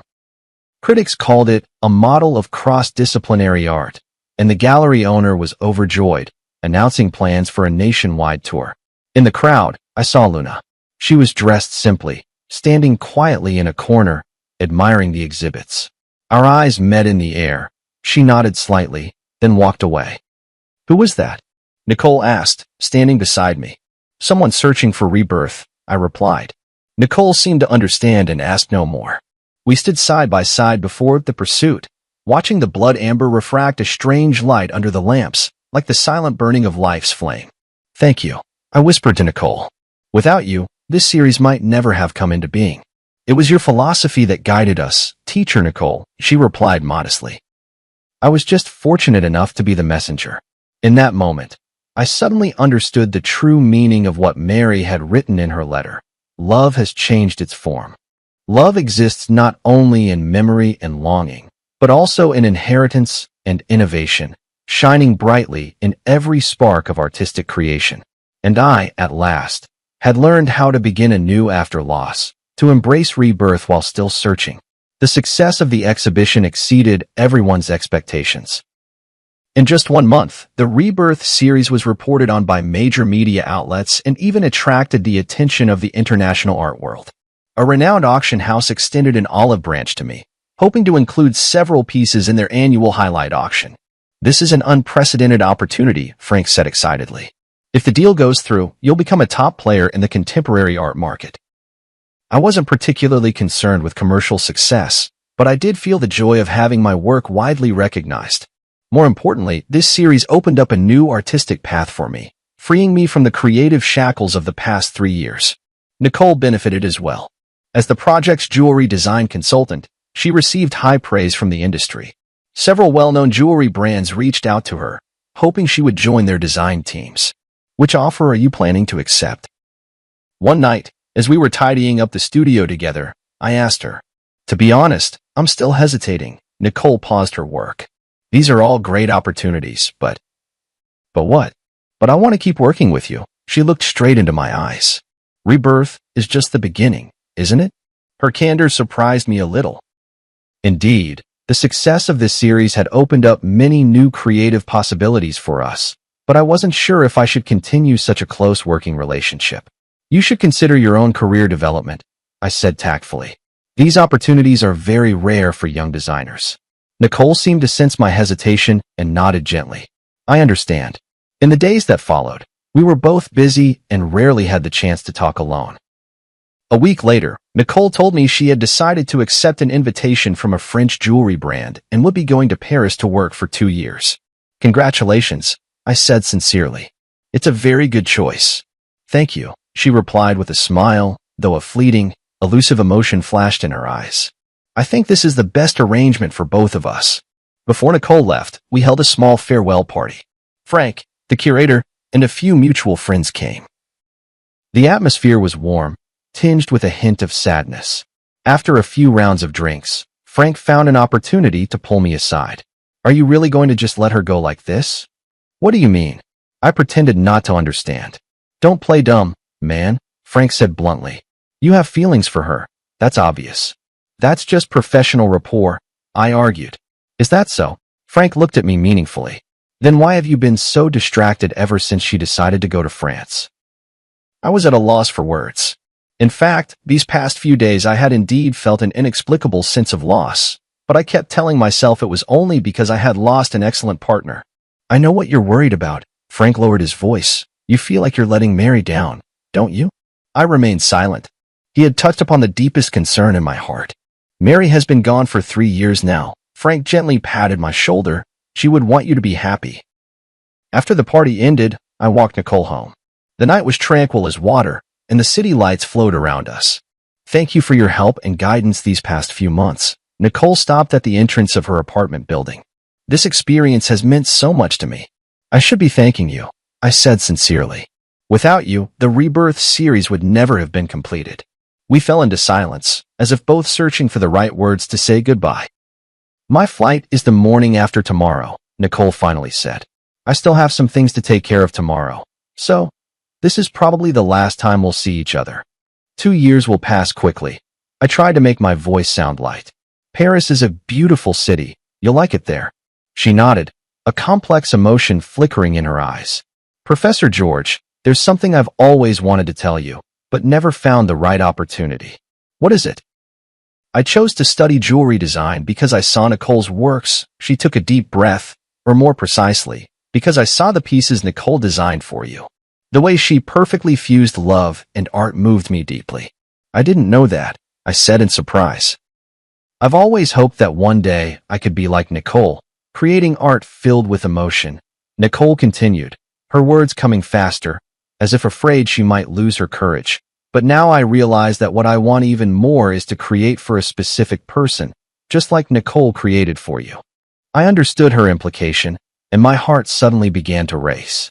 Nicole, please don't respond, she gently interrupted me. I just wanted you to know before I leave. No matter how you feel right now, remember that starting over is not a betrayal of the past, but a way of cherishing life.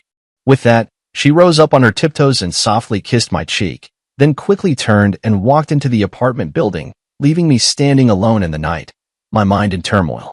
After returning home, I tossed and turned, unable to sleep, replaying Nicole's words and that gentle kiss over and over in my mind. Suddenly, I remembered a small box in the study, where Mary's last complete letter was kept, a letter I had found while sorting through her belongings. But at the time, overwhelmed by grief, I never had the courage to open. Now, I finally mustered the courage to walk into the study and retrieve that delicate little box from the depths of the drawer. Inside lay a pale pink letter, bearing Mary's familiar handwriting. Dearest George, by the time you read this letter, you may find yourself at a crossroads in life, hesitating between moving forward or staying where you are. My greatest wish is that you can move bravely through life, as freely as your brush glides across the canvas. Love is not a shackle, but a liberation. Memory is not a burden, but a source of strength. If one day you meet someone who can rekindle the light in your eyes, please don't hesitate because of your longing for me. True love is wishing happiness for the other, even if there is no longer a place for oneself in that happiness. Remember, the days we loved each other were complete, with no need for regrets. And now, it's time to paint a new picture, my beloved. Forever loving you. Mary. Tears blurred my vision. It was as if Mary had foreseen my current situation and had already given me her blessing. She was always like this, always able to see further and more clearly than I could. At that moment, I made up my mind. Early the next morning, I drove straight to Nicole's apartment. Professor George? Nicole opened the door in surprise, clearly not expecting me. I have something to say to you. I looked her straight in the eyes, not as your teacher, but as George. I handed her Mary's letter. Nicole read it carefully, her expression shifting from surprise to being moved, and finally, her eyes grew moist. She truly was an extraordinary woman, Nicole said softly, handing the letter back to me. Yes, she was. I nodded. That's exactly why I believe her words. Nicole, cancel your plans for Paris. Stay and continue our collaboration, will you? Nicole looked at me in shock. Are you serious? I've never been more serious, I said quietly. Rebirth is not just the name of an artwork, it's a possibility in life. Are you willing to explore that possibility with me? Her answer was a firm embrace, warm and real, like the first ray of sunlight after a long winter. In that moment, I felt as if Mary was somewhere, smiling down on us, blessing this new beginning. Life is like that blood amber, enduring countless ages of change and sedimentation, ultimately transforming into an eternal radiance. And I, at last, understood what true pursuit is, what true rebirth means. A year later, Nicole and I unveiled our second joint project, Interwoven, at the National Art Museum. This series was even bolder and more innovative than Rebirth, blending Eastern and Western aesthetics with various art forms. Critics hailed it as a significant breakthrough in contemporary art. At the opening ceremony, Nicole held my arm as we faced the media interviews and congratulations from the audience together. She wore a simple white dress, and around her neck was the Eye of Rebirth necklace we designed together. She completed the jewelry part based on my painting. Your collaboration seems even more in sync than your last project, a reporter asked with a suggestive smile. Nicole glanced at me, and we exchanged a smile. Yes, both in art and in life, we've found the perfect balance. This indirect answer drew a round of good-natured laughter from the reporters present. My relationship with Nicole was no longer a secret, but we always kept a low profile, letting the public's attention remain focused on our artistic creations. After the exhibition, we drove out to a small hill in the countryside. There stood an ancient oak tree, beneath which Mary's ashes were laid to rest. This was the place we chose, rather than a traditional cemetery, natural, peaceful, just like Mary herself. Mary, the exhibition was a great success today, I said softly to the stone beneath the tree. Nicole's designs were admired by everyone, just as you once predicted. Nicole crouched down and placed a bouquet of white daisies in front of the stone. Teacher Nicole, I've been working hard to become the kind of designer you hoped I would be. I hope you can be proud of me. A gentle breeze stirred, and the oak's leaves rustled softly, as if it were Mary's reply. On the way back, Nicole suddenly said, "I've been thinking about something." "What is it?" "If that woman who pretended to be Ms. Nicole hadn't appeared, you might never have found the blood amber, never created the pursuit, and we might never have met." Her words made me fall into deep thought.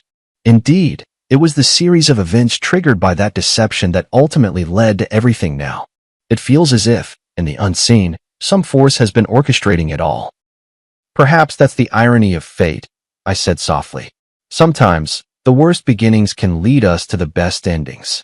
When I returned home, I received an unexpected package. Upon opening it, I found a delicate little box containing a handmade ring. Though simple, the craftsmanship had improved greatly compared to the pieces I had seen before. There was a note attached. "Mr. George, thank you for your kindness and understanding a year ago, which gave me the courage to start over. Now I have found a job at a small jewelry shop, and my life is gradually getting back on track. This ring represents my gratitude, and I wish you happiness and well-being on your new path." "Luna," I handed the ring to Nicole. After examining it carefully, she remarked, "Her skills have improved a lot. She truly is talent." "Some mistakes in life shouldn't become permanent scars," I sighed. "Everyone deserves a second chance." That night, we sat in the studio, discussing ideas for the next series. Nicole suddenly proposed a bold idea. I was thinking, maybe we could try connecting the different stages of our work to create a complete narrative. From eternity to quest, then to rebirth, and intertwined, they're actually different phases in a person's life journey. "You mean?" "A complete story about loss, searching, rebirth, and integration," she explained excitedly, ultimately asking what is the most precious treasure in life. "Love." I finished her sentence. "No matter what form it takes." Nicole nodded, her eyes sparkling with creative fire. "We could call it the forms of love, an unprecedented artistic exploration." "Sounds like a long-term, ambitious project." "We have time," she smiled, holding my hand. "We have so much time." In that moment, I felt a powerful surge of creative inspiration, just like when I first began my artistic career years ago, filled with passion and possibility. But this time, I was not facing the blank canvas alone.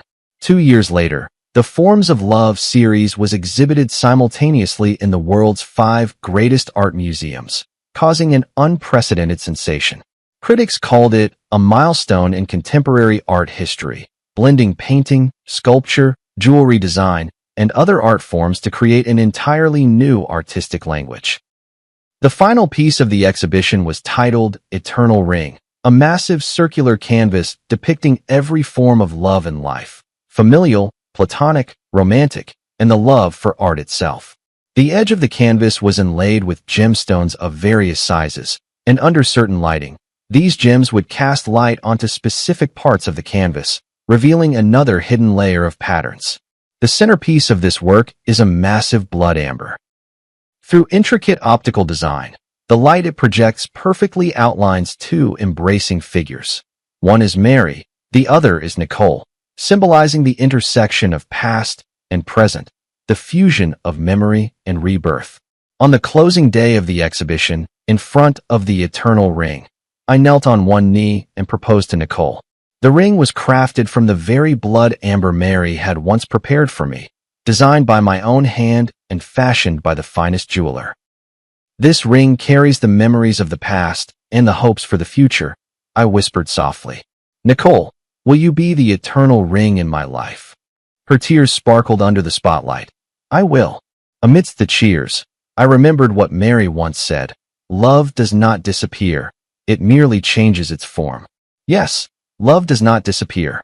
It exists in memories, in art, in every rebirth and new beginning. It traverses time and crosses space, like that blood amber which, after millions of years, still shines, forever retaining the original warmth and brilliance of life. This is the answer I have been searching for all along. Between loss and gain, between seeking and rebirth, love remains constant, only appearing in different forms along the journey of life. And all we need to do is bravely accept this gift, no matter how it comes to us. On the day of the wedding, the sky was a clear, washed blue. Beneath the ancient oak tree that had watched over Mary, We exchanged our vows. A gentle breeze stirred, making the leaves whisper as if blessings were drifting in from another world. No matter when or where, Nicole said softly, we'll always remember that it was she who brought us together. Yes, I squeezed her hand, and we will always cherish this gift. In the brilliant sunlight, the blood amber ring gleamed, radiant as life itself, enduring the passage of time, yet still shining bright.